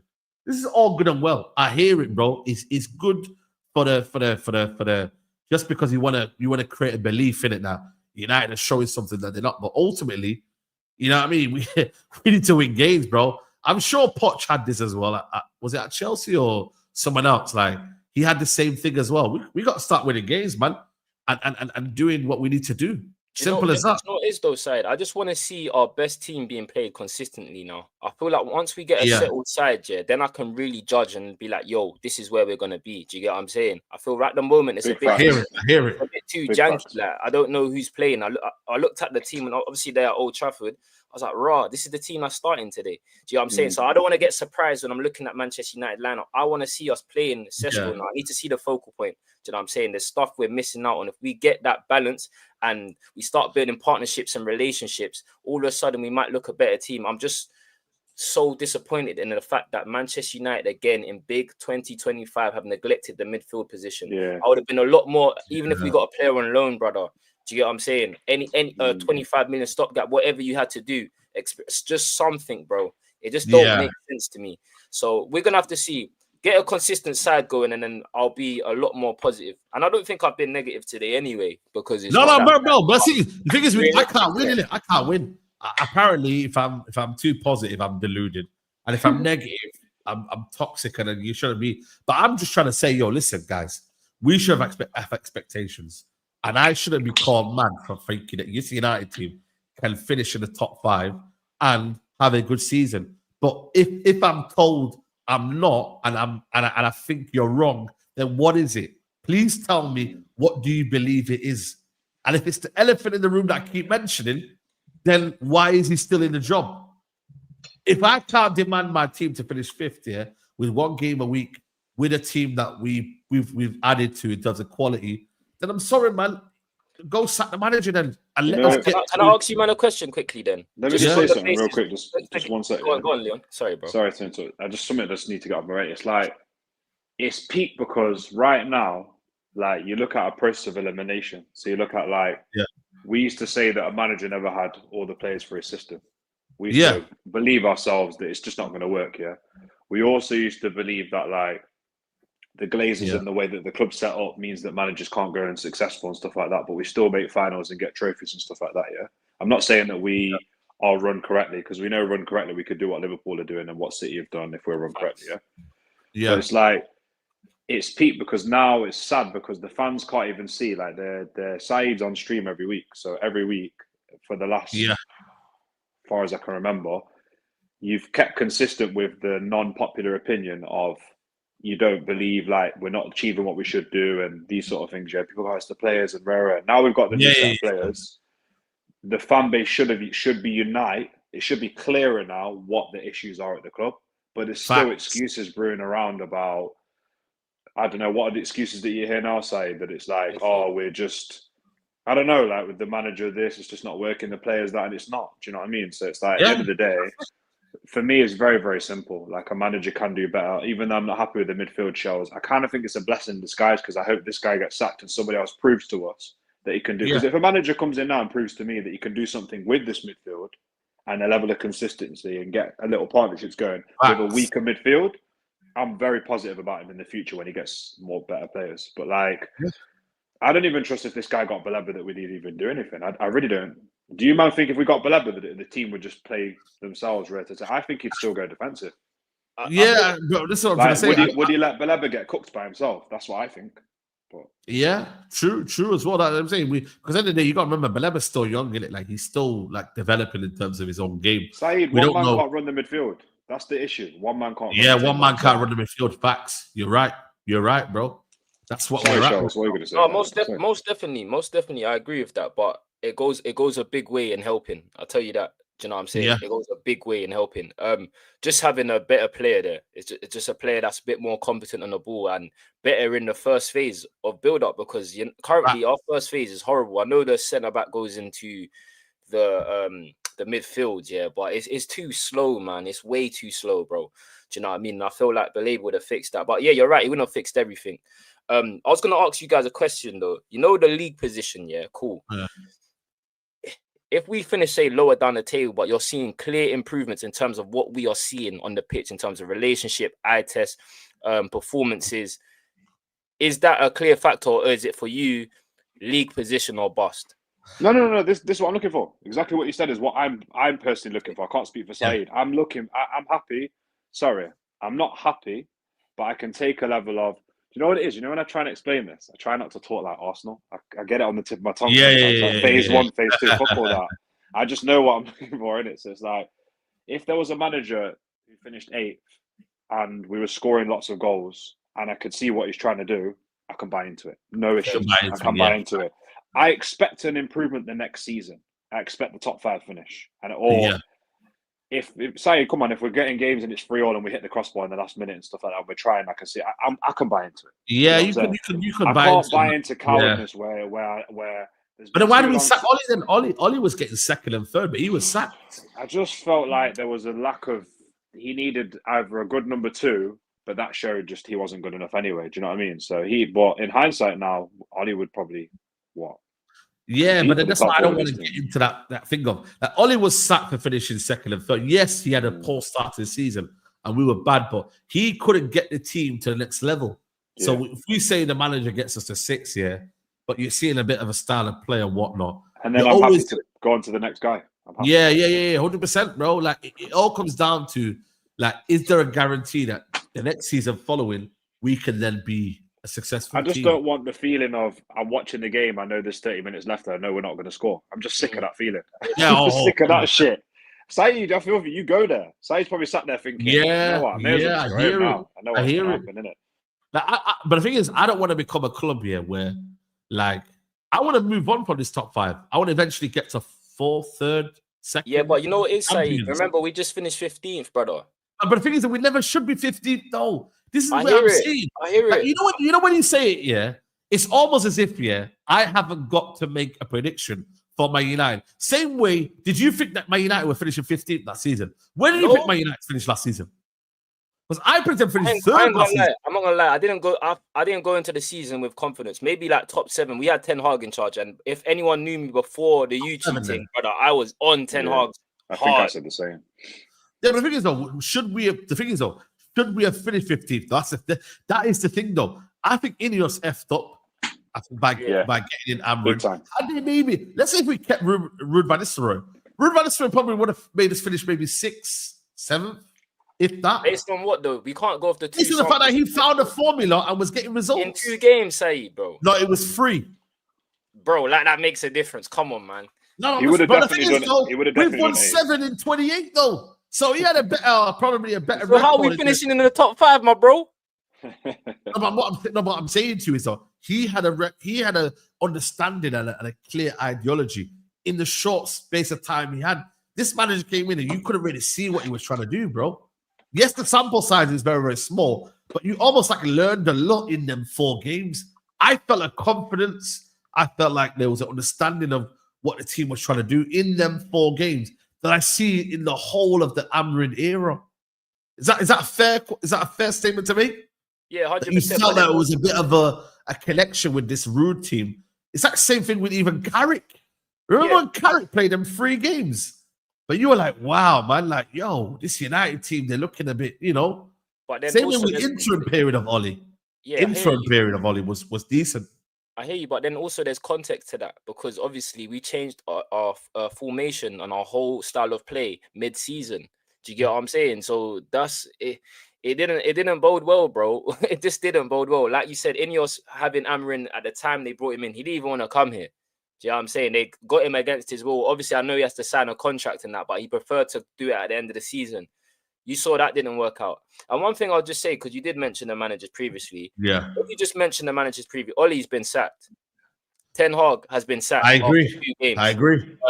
Who else is there? The only brother that we've had since is Davy Moyes, and he's the only brother doing his thing. So when people go on, like, I know Ferguson, bro, but Man United fans, he was once in a blue moon. He's an anomaly. He's a goat. Do you get what I'm saying? It's like you don't get another Sir Alex Ferguson. So my point is that I agree. at the end of the day, regardless of what's going on right now, we can't continue to get bad results because if a manager is failing, if anyone is failing at their job, at success rate, you get moved on. And what I'm saying is this because we can't fall in the love with the fact that Amrin's he's honest, he in press conferences, he does this and that. Do you know what I'm saying? End of the day, what are you doing for Manchester United currently on the pitch? Right now, we're the bottom, the barrel, the expectations is so low right now. Do you know what I mean? And he's got a job to get in there, regardless of who's there, to get the best out of them and hide deficiencies like we stuff in having midfield. So, yeah, man, it goes down to the Man City game. If we can beat Man City or not even lose. Let me see. We got Man City and Chelsea next. Then I'll give you my full predict because that's gonna be. I think the big 4. Do you get what I'm saying? That's gonna be a huge indicator to see where we're at. If we lose both of them games, then bro, I don't want to hear it. Do you know what I'm saying? By then we'll play 8 games. 8 games by then, wouldn't we? No, 3 then 4. We'll play 7 games. 9 of. Oh, sorry, I'm cutting preseason. Yeah, 7 games. I think 7 games. You can look at the league and be like, what? 20 out of 21 points, United have got this. You feel me? Like United have got this amount of points. But you know what? Our start is horrific, bro. Yeah, but that's happened before. A lot of teams have started bad in the Premier League. It's just about are you gaining momentum throughout the season? No, sorry, I meant the fixtures, my bro. Sorry. But then it plays to our advantage. Let's just say we hardly took any points now, but we got the hard teams out of the way. Then you can finish the season really strong. Do you know what I mean? And go on like a bit of a run. But like, I agree. The problem is there's no confidence in any basics. That's the big issue right now, and that's the thing where United fans have got to understand that. Like, there's this is why I hate when they say things like, "Oh, but who else would come in and do this?" I mean, there's probably 30, 40 managers in world football that would come in and do better than this. Like, let's just be honest. Like, the level is so poor right now. I mean, that's fair. If I'd have said to you as a kid, we're going to play 30 games and have less points, people would think, "Are you a joker, mate?" Do you know what I mean? Right. So no, 100%. I agree with you. I fully like Southampton. Yeah, listen. I look at this team. Yeah, like Man City games winnable, Chelsea games winnable. Okay, the Brentford games will be tough away from home. We always find it tough. I think we've beaten them once since they've been here in the league. It's crazy. And then you've got Sunderland at home, which they're showing that they're fighting this year. They've got quality in their team, but you'd expect Man United to be in there. So what's that then? 6 out of 6.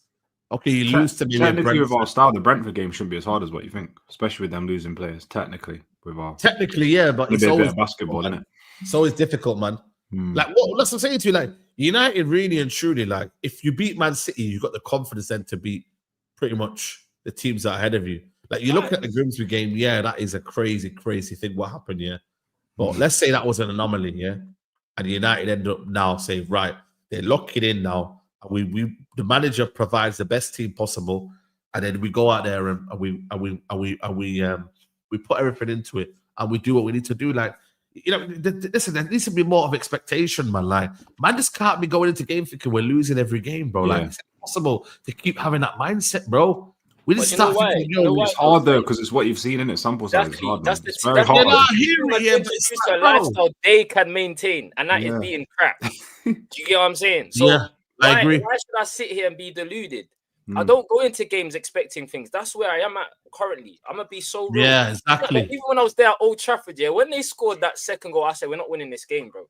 I was still man there. Just stayed in the seat, you know. Everyone got a phone.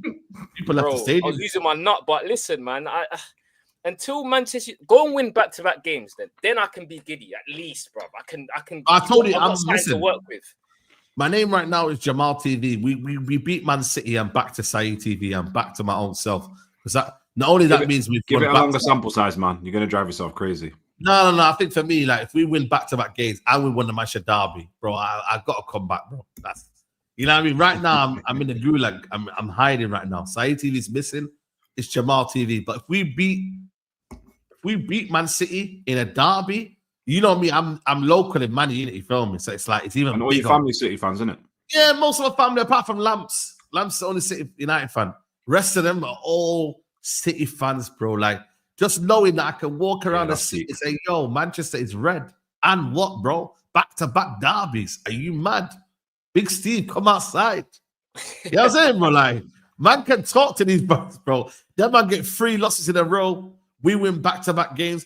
I can say, you know what? It's good for now. Yeah. We might get a reality check next week against Chelsea, but bro, that week there, I'll be on top of the moon. You feel me? Because that's what it does, man. Derby wins give you that, bro. So, I need to see, me personally, I need to see more. I need to see. You haven't won it since 2012, bro. What do you mean winnable? Of course it's winnable. Chelsea do not win at Old Trafford. They don't win at Old Trafford, bro. Come on, give me your record at Old Trafford, bro. Then I can chat to you. There's hella draws in there, don't get me wrong. But bad draws. Brother, you come to Old Trafford, but you're gonna come all the way back on the M1, yeah? And you're gonna be disappointed, man, bro. It ain't easy. I need to see at least 60 minutes, 70 minutes of football. That's what I need to see. Oh, yeah. That's a massive thing there. Do you know what I mean? But do you think man, I want to ask you a question. Do you think there's any chance that Amorim can turn it around? Do you think any chance it's going to click together? Listen, I hope he does. Same. I genuinely hope he does. I'm not one of them, yeah. Like, yo, like, man wishes Man United lose for a manager to be sacked. I ain't one of them. I've never been one of them. I've always been open and honest here. But do I see it happening? No. But at the same time, I've got my target. 5th is what I demand. And if we get 5th, he's achieved the target. He then deserves another season. But if he gets below 5th, yeah, I'm sorry, you got to sack him, bro. Yeah, I hear that. Do you know what? Man. Even though I don't have the same expectation, I hear where you're coming from, because for him to achieve 5th, he has to show to show a lot more things for us to progress to the next level. The league don't lie. You're not going to get 5th just by just cheating every week. So. But I also think, am I naive to think this manager is going to change and all of a sudden he's going to show you, yo, I've changed and I'm a new man and you were all wrong. I don't know, because every manager that I've gone out here, they've never really said to me, yo, Saeed, you got it wrong. Mourinho never did. Mourinho sacked himself. I was never, I was never rating Mourinho out because he sacked himself, you know that. So it was one of them where, like, Mourinho didn't give me a reason to say Mourinho out because he sacked himself. Oli, he never turned it around. See you later. His football got found out. Ten Hag, the less said the better, bro. Man got hacked by sack. So really and truly, I've never really been proven wrong. But I'm also open to the idea that, yo, if you prove me wrong and you show us something, we all win at the end of the day. Nobody loses. We all demanded the same shit. We all demanded that Man United get better. So I'm not saying to you, yeah, go on. What's the if he was chatting to Amorim right now, yeah, or somebody said to you, go in and tell him one thing that he can change that's going to make a difference now. What's the one thing that he can just change right now? Is it just to not neglect that midfield? Is it to put another couple of attackers on? What do you, man, think is the just little increment he could change? Yeah, Charles, you go first. Do you know what it is? Like, I'm gonna be realistic and not say the formation because he's just not changing that. Yeah. So what I'm going back to is I said it earlier in this the stream. I was saying if he can play the same way he plays at Old Trafford for every single game, I know. Listen, I know when I say same way at Old Trafford, I'm not saying you have to attack every team, but I'm just talking about adaptations such as lining up in a 4-4-2 when we're defending, as opposed to a 3-5-2 where the spaces are. So I'm looking for adaptations in game. Can you make a substitution at the right time? Can you take off the right players in the right time? Because this is the stuff that we're missing as well. It's not just the lineup sometimes. It's the, cool, you play your lineup. It's like Arsenal, cool, you play your lineup. Can you affect the game earlier? Arteta should have made a sub earlier, opposed to the 70th minute, and he let the crowd come in. Curtis Jones came on, and the game was different. So I'm just looking for adaptations and flexibility in games and being hard to play against. Can we do that? Can we get back-to-back wins? I'm looking at these small details. I don't care about league position right now. I swear to you. I'm just going game by game. From what Man City have suggested, and they've shown me this season, going back to last season, why can we not get at them? They got Nori at the back. Yes, he's good going forward. They got Ruben Diaz. Bro, he's got his missus is Maya Jama. He's not thinking about football, bro. You get what I'm saying? So go and get me a positive result against Man City. Make me believe again, bro. Because I love if Amrin could be successful here. I don't have a problem with who the manager is, bro. I really don't. My agenda is I want the best for Manchester United. Right now, Amrin is not showing that. If that means go and getting another manager, this is modern football. Wake up, people. Simple as that. 100%. So I went a bit off board of your topic. Bro. Yeah, no, bro. That's fair. I think this is the biggest one here. Adapting, you know what I mean, in certain different environments. So, Saeed, when you explain yours, give us a perspective of what it's like, because I always ask you what it's like at the game, innit? Is it like glaringly obvious and everyone's moaning, saying like, "Come on, man, make a change," or "Come on, why have you done that?" Or I think it's not necessarily a change. I think it's more so the way we play, man, the way we approach games, the way we are slow in our build up, the way that we look very, very up. You know, we look out of sorts in midfield. We're getting bypassed too easily when the decision making is not quick enough. You know what I mean? We're not attacking. Everything just seems to be very, very slow. This year is a little bit better because obviously we got Mbeumo and Cunha who can carry the ball a little bit better, but there's sometimes no presence up front. You feel me? So there are things there that tactically he could do better. Not changing it in certain moments. It looks the same for large parts. And then you think to yourself, the times is kind of almost passing us here. What's going on? Are you changing anything? If that Fulham game was at Old Trafford, bro, that would be absolute pelters for the manager. Yeah, because he was taking ages to make subs last season as well. Yeah, bro. Exactly. And then the subs as well are also his issue as well. Because the subs here don't affect the games as much. Even when like the man that came on against Burnley game, let's be honest, who affected the game there? Sesko was anonymous.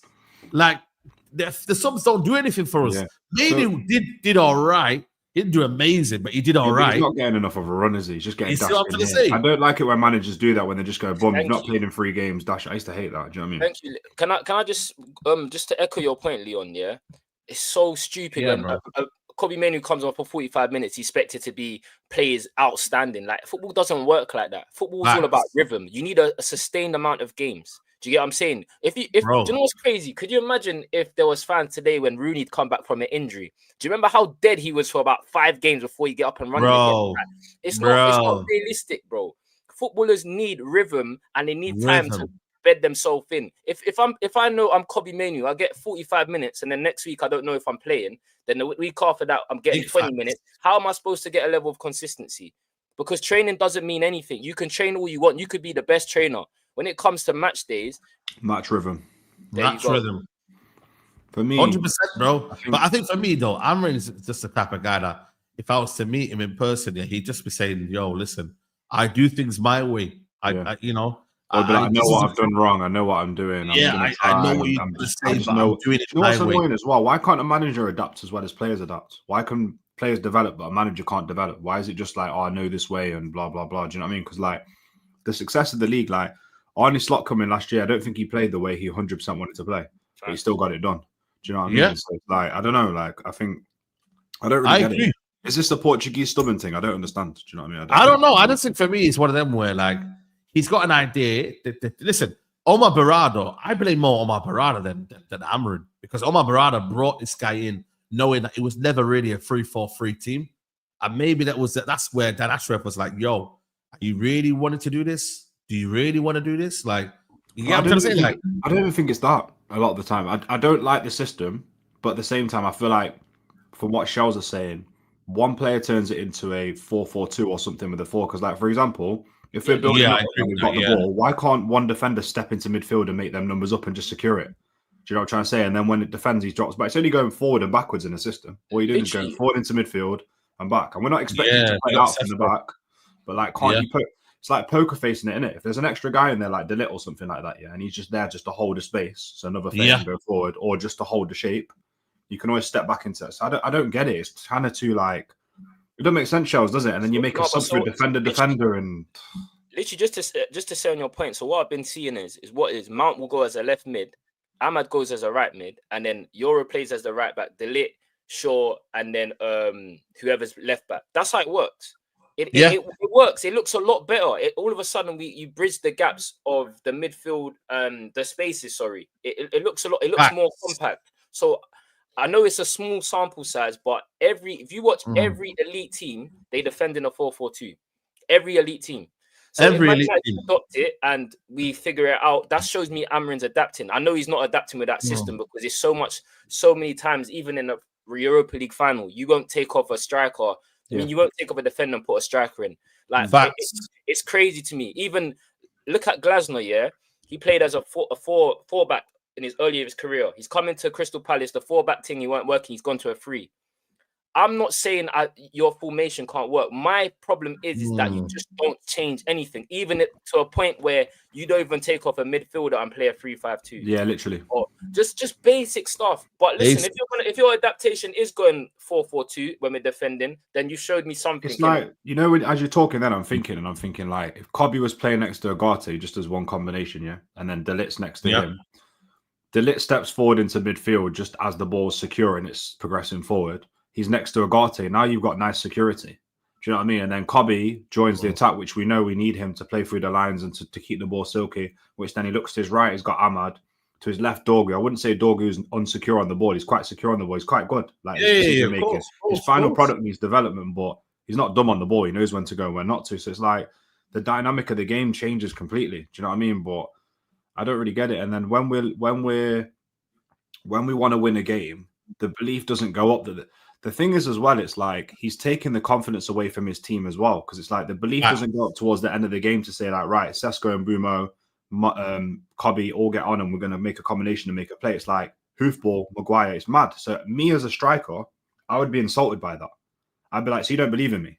You don't believe I can score a goal? And United are known to score late goals anyway. I lie. That's what our club's built on. DNA, bro. Like, so. Yeah, that's what our club's built on, man. Like the DNA is to attack, man. Them, you know what I mean? That's what it is, man. I don't know if the DNA is to play this system, bro. Like we listen, we got this 3-4-3 here, but really and truly, like, is it gonna win a title? Is it gonna win anything? Like, are we wasting our time here? Like, you know what I mean, bro? I don't know if we're trying to force this belief that this will work, man. We can't really buy wingers. You know what I mean? Let's be honest. I know they've got 10s, but this club is built on wingers, bro. You know what I mean? It's not built on 2 10s tucking in. You know what I mean? Like, Ahmad, is he going to constantly play at right wing back? Like, is it going to be something that, you know what I mean? Like, it's going to be guaranteed a future, like 3 centre backs. You know what I mean? Because 4-3-3, these men would cook, interchange. Bro, oh my days, these men would cook differently. Yeah. Like, you know what I mean? Like, well, you saying that, man, you can interchange in a 3-4-3 as well. Let's be real. You can. Yeah, but bro, you're then asking for a lot, man. I think the issue shows is when people start inverting and it's too complicated on the wingers and people are eating each other's space and stuff. Do you know what I mean? Because if your wing back goes down, then it's kind of, you don't get to go do what you're. Do you know what I mean? But I just feel like Ahmad and Brumo and Cunha or Sertsky, there's just like so many combinations that would cook in this team. But I don't know, man. Guess maybe we'll see it in it. I don't know. Yeah. I feel like at the start of the season, we've been seeing that. I saw that in the Burnley game. I saw a lot of interchanging. I don't know. I want to say how successful it is yet. But again, this is a front three. This is why it comes down to playing with each other, bro. You have to get a sustained, the same way you have a sustained at the back Do you know what I'm saying? You have your main people at the back. You need to have your main people up front. I want to see relationships. Until we start seeing partnerships. And what are you saying? He's playing. You saying he's changing too much, or are you saying that they need more time to cook? Yeah, I'm just saying I can't wait for Sesko and Burma and Cunha to start. I just want to see it. Do you know what I mean? I want to see that shit, bro. 5 games. We spent our whole budget there. So you're telling me these men are gonna get off? They are out a jail card. Do you get it? So they have to be playing. You spent what 200 million on the front line. You neglected everywhere else. So what do you think his biggest fears of Sesko is? Because you're not really going to risk that much playing the kid like 60 minutes, starting him. I don't know when you don't want to play Sesko, he's man. Guys, you know what about, sorry, so I have to say this about Sesko. The guy has 100 career goals at the age of 22. He's not a project, like, he is a project striker. So let me retract that.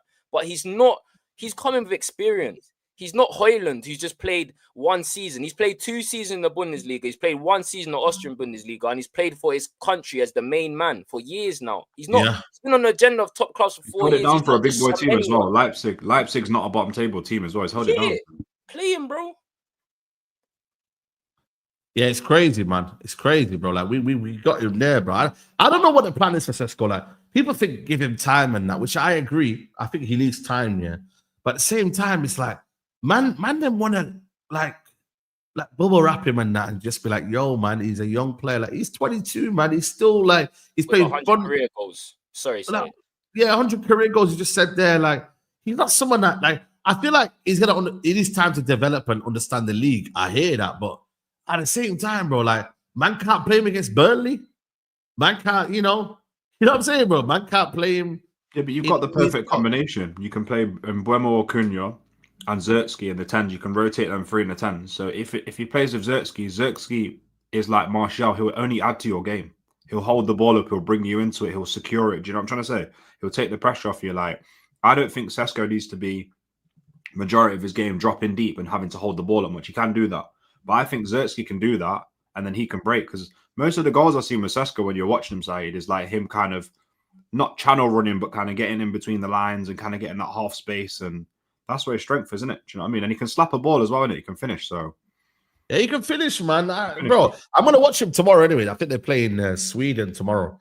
Isak versus Sesko's team, innit? So we're gonna wait and see how he does for Slovenia, innit? But at the same time, I'm like, I look at it and I'm like, yo, man, them like, let's not like do this whole idea of like, yo, but we've got to wait. We got like, bro, like I see other strikers, man, going straight in there and you know what I mean, like performing, bro. Put him in there, bro. You got to do, like, I don't understand why we've got to wait, keep waiting, man. Like, the manager clearly and this system clearly don't favor a striker, and it really don't.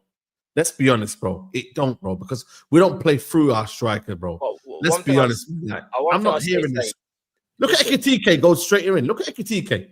He goes straight to that Liverpool team. He don't look like he's been there. He looks like he's just, he's barely had a preseason, by the way. And then straight in there, bang.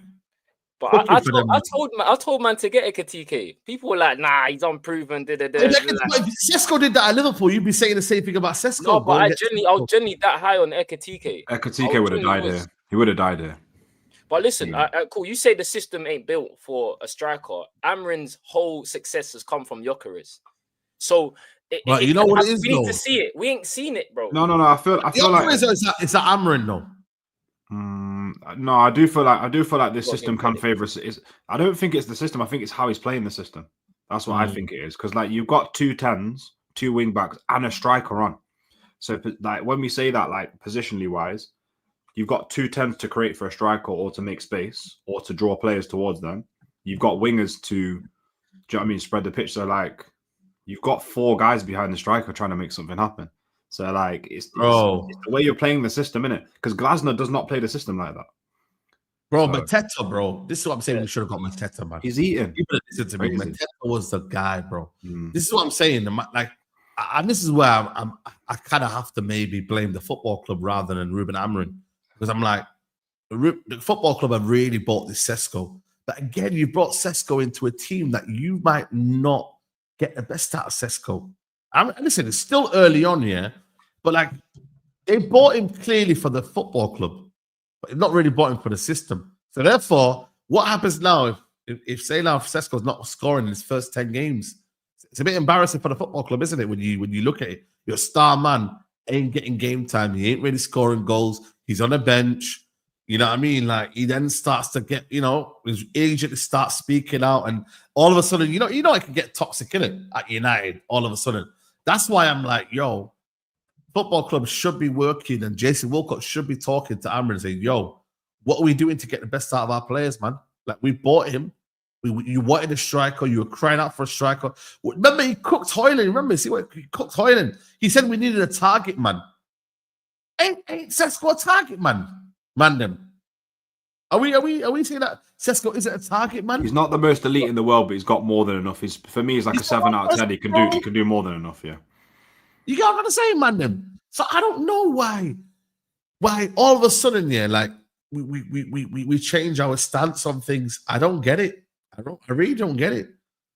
I really know what I might do? Because I don't do this enough. I might go back and watch Amrin at Sporting and see how he played, Because I don't know whether he played Sesko. I mean, Gyökeres. How he played his system. Was the confidence coming from, I know Sporting outside of Porto? League, man. Yeah, I was going to say, outside of Porto and Benfica, I know I can just do this anyway and it'll work. Or was it actually tactically that good? Do you know what I mean? So, we've got to remember, man. Some leagues are just not that great, man. Yeah, you're right. Dutch league and the Liga NOS are just not that great, guys. I think maybe we have to start asking ourselves. Right, because there's only 3 teams in each league, innit? Out of like all that. Because let me ask you a question, yeah. What managers come from them leagues and cooked? Can we talk about? Obviously, Arne Slot has cooked with Liverpool. We could give him one. What managers have come from that Portuguese league that have cooked in the Premier League? Mourinho did, but Mourinho was a special one. What's the sample size, though? I don't even really know. Last 10 years. It's a good question because I'm thinking of the Dutch league. What about Van Gaal? Van Gaal, he was all right. Yeah, he was all right. You know what I'm saying? I'm trying to think the Dutch league. It is a big jump, though. It is a big jump because like players die when they come to the Prem, so managers die as well. Do you know what I mean? You're right. It's a big jump. That's what I'm saying, bro. So I personally think that Amarin's system might work in Italy or something like that. I just don't think. Italy. I don't think Amarin's a bad manager. I really don't. I just don't think it's working. Go to another team and cook, and the jury's out whether he can do that. But currently, what we're being shown is that he can't. But again, you've got the Man City Chelsea run. You said this next 8 games is a huge indicator, and it's a final for Amarin, pretty much. Do you know what I'm saying? He should have had his final when we lost to Spurs in the Europa League. You know what I'm saying? Hold tight, Saeed, man. Still don't know how you done that, bro. If I wasn't in Marbs, it would have been dark. But basically, the next games when I will indicate where Man United are, where Amarin is, and then we can go from there. Just get me those 2 wins, bro, please. Well, I hear you, man. I fully hear you. I'm with you. But at the same time, like I said to you, I'm just like, yo, like, we need to understand and realize where we are at right now. You get me? And like, I don't know. Like, if he's successful, this will be a madness. Koeman didn't really do well in the Premier League. Let's be honest. He did all right with Southampton. Didn't really do well at Everton. So I don't know, man. You know what, Showers? You know what's going to happen, innit? We'll lose. We'll get a point out of the next 2 games and then win the next 3. And everyone will be like, "Yeah, he's back." Do you know what I mean? But how long can Ineos? I'm not accepting. I'm not accepting that. How long can Ineos? Go on, go on, bro. I was gonna say, how long do you think Ineos will let this run for? Because I personally have said for a while they'll let it run for way too longer than what we think. I definitely think, because I think that they're in a position where they're prideful about the decisions they're making, and I think they're going to hold the stance of like, shit, we pulled this guy out of a job, so it has to work, but otherwise we're not in favor of the fans. Do you know what I mean? I think they're worried a lot about perception in it. So, but they're going to get a worse perception the longer this goes on. So, exactly, you just nailed it on the head. So you could be worried about perception all you like, but if it continues like this, then your perception is going to get even worse. So you got a choice to make. Do you get what I mean? But like I said, these next 2 games, guys, bro, I'm telling you, fam, it's a huge indicator. It's everything. It's everything, man. Everything. I ain't gonna lie to you. Everything. I don't want to hear it's just 5 games, bro. Win back-to-back games. Go to Man City and give me a performance. They are crap. I don't care. They're crap at the back. I trust Mbumo to do something against Ait Nori. I trust us to go and trouble Ruben Diaz. They got Bernardo Silva and all these, man. Cool. Bernardo Silva is not who he was. I'm not looking at Man City's team and saying Bernardo Silva. Rodri, still not in the team. I saw him on the bench today for Spain. Yeah. There's Marmoush is playing left wing. He ain't it at left wing. Do you get what I'm saying? Oscar Bob is currently on the right wing, and you're telling me I should go up to Man City at the Etihad and be scared? Why? We won there last season. Go and give me a performance at Man City, bro. Go on, show us that we're here. Yeah, let's see, man. It's proof is in the pudding, man. Them, you get me? It's proof is in the pudding, man. We're gonna wait and see. Big up to Ant79 says, easy love for the love. Glory, Man United. Now, big up, man. It's been a lit show, man. It's been a very, very lit show. 2 hours of this flown by massively, man. Big up to everyone. I don't know how many likes we're currently on right now. We're on 560. Can we get to 700 likes? That'll be amazing. Let's get to that target, man. Charles, man, I appreciate you for jumping on, bro. Big up, man. Thanks for having me, as always. Big up, Leon. I think this is the second time I share the panel, but I'm big up, man. Follow you. Subscribe to the channel, man. Subscribe to Motion with Sports as well. Do a podcast thing there with my boy as well. But yeah, content coming, definitely. Even some football stuff coming, like where you're gonna see me balling out on the field. You see me talk a lot, you're gonna see me on the field as well. Come on. Yeah, man, smash the likes and thank you again as always. What position? What we say? What position? I play in midfield. I don't play 11s no more because my body can't do it. I've had two knee injury, 2 surgeries in it basically. Yeah, so man. Yeah, and plus I work with kids and our football coach. So doing 11 side thing and then going to work. You're on a 5-a-side thing, yeah? You're on a Masters football team. I hear it. Yeah, 6-a-side. Masters football, I hear it. Hey, that's why them man are techie, you know. They only need half a yard, boom, bottom corner. I hear it. One of them guys, you want to see, though, innit? Tap in with me. Yeah, he's on the, do you know Mbumo thing? You know, the little step round the corner and just slot inside. Yeah, the snooker ball. I think Mbumo got a goal and assist today, man. So, man, Mbumo's cooking, man. Mbumo's cooking right now. You feel me?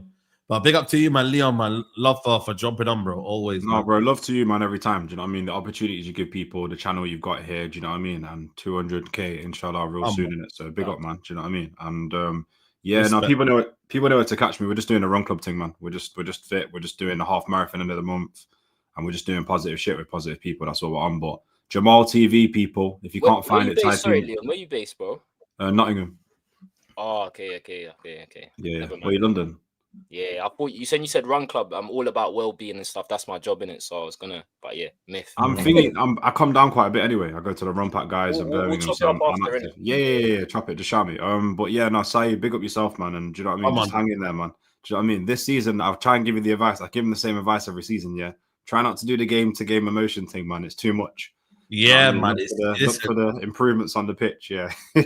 Yeah, boy. It's one of them, man. Like I said, man, we try, man. We're trying, man. But yeah, man, we'll see, man. Man City game, we'll see where we're at right now. Are you really confident, Saeed? I wouldn't say I'm really confident, but I'm confident. Okay. I'm confident. I'm not like I'm confident. We're gonna smash him, but I think we'll beat him.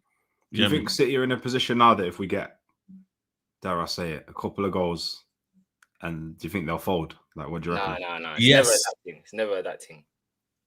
Saeed said, yeah. I think if we get 2 goals, it's Kalas for them. You hear that? 2 goals in the first 20-30 minutes, Kalas. They're in trouble. Yes. But who do I know? Who do I know? But listen, people, we're gonna wrap up here, man. I'll see you lot tomorrow, troops. I'm live with troops at tomorrow morning, and then obviously we'll see what the Sesco say tomorrow night as well, man. So yeah, man, guys, like the video, subscribe to the channel, and we'll see you lot soon. Peace.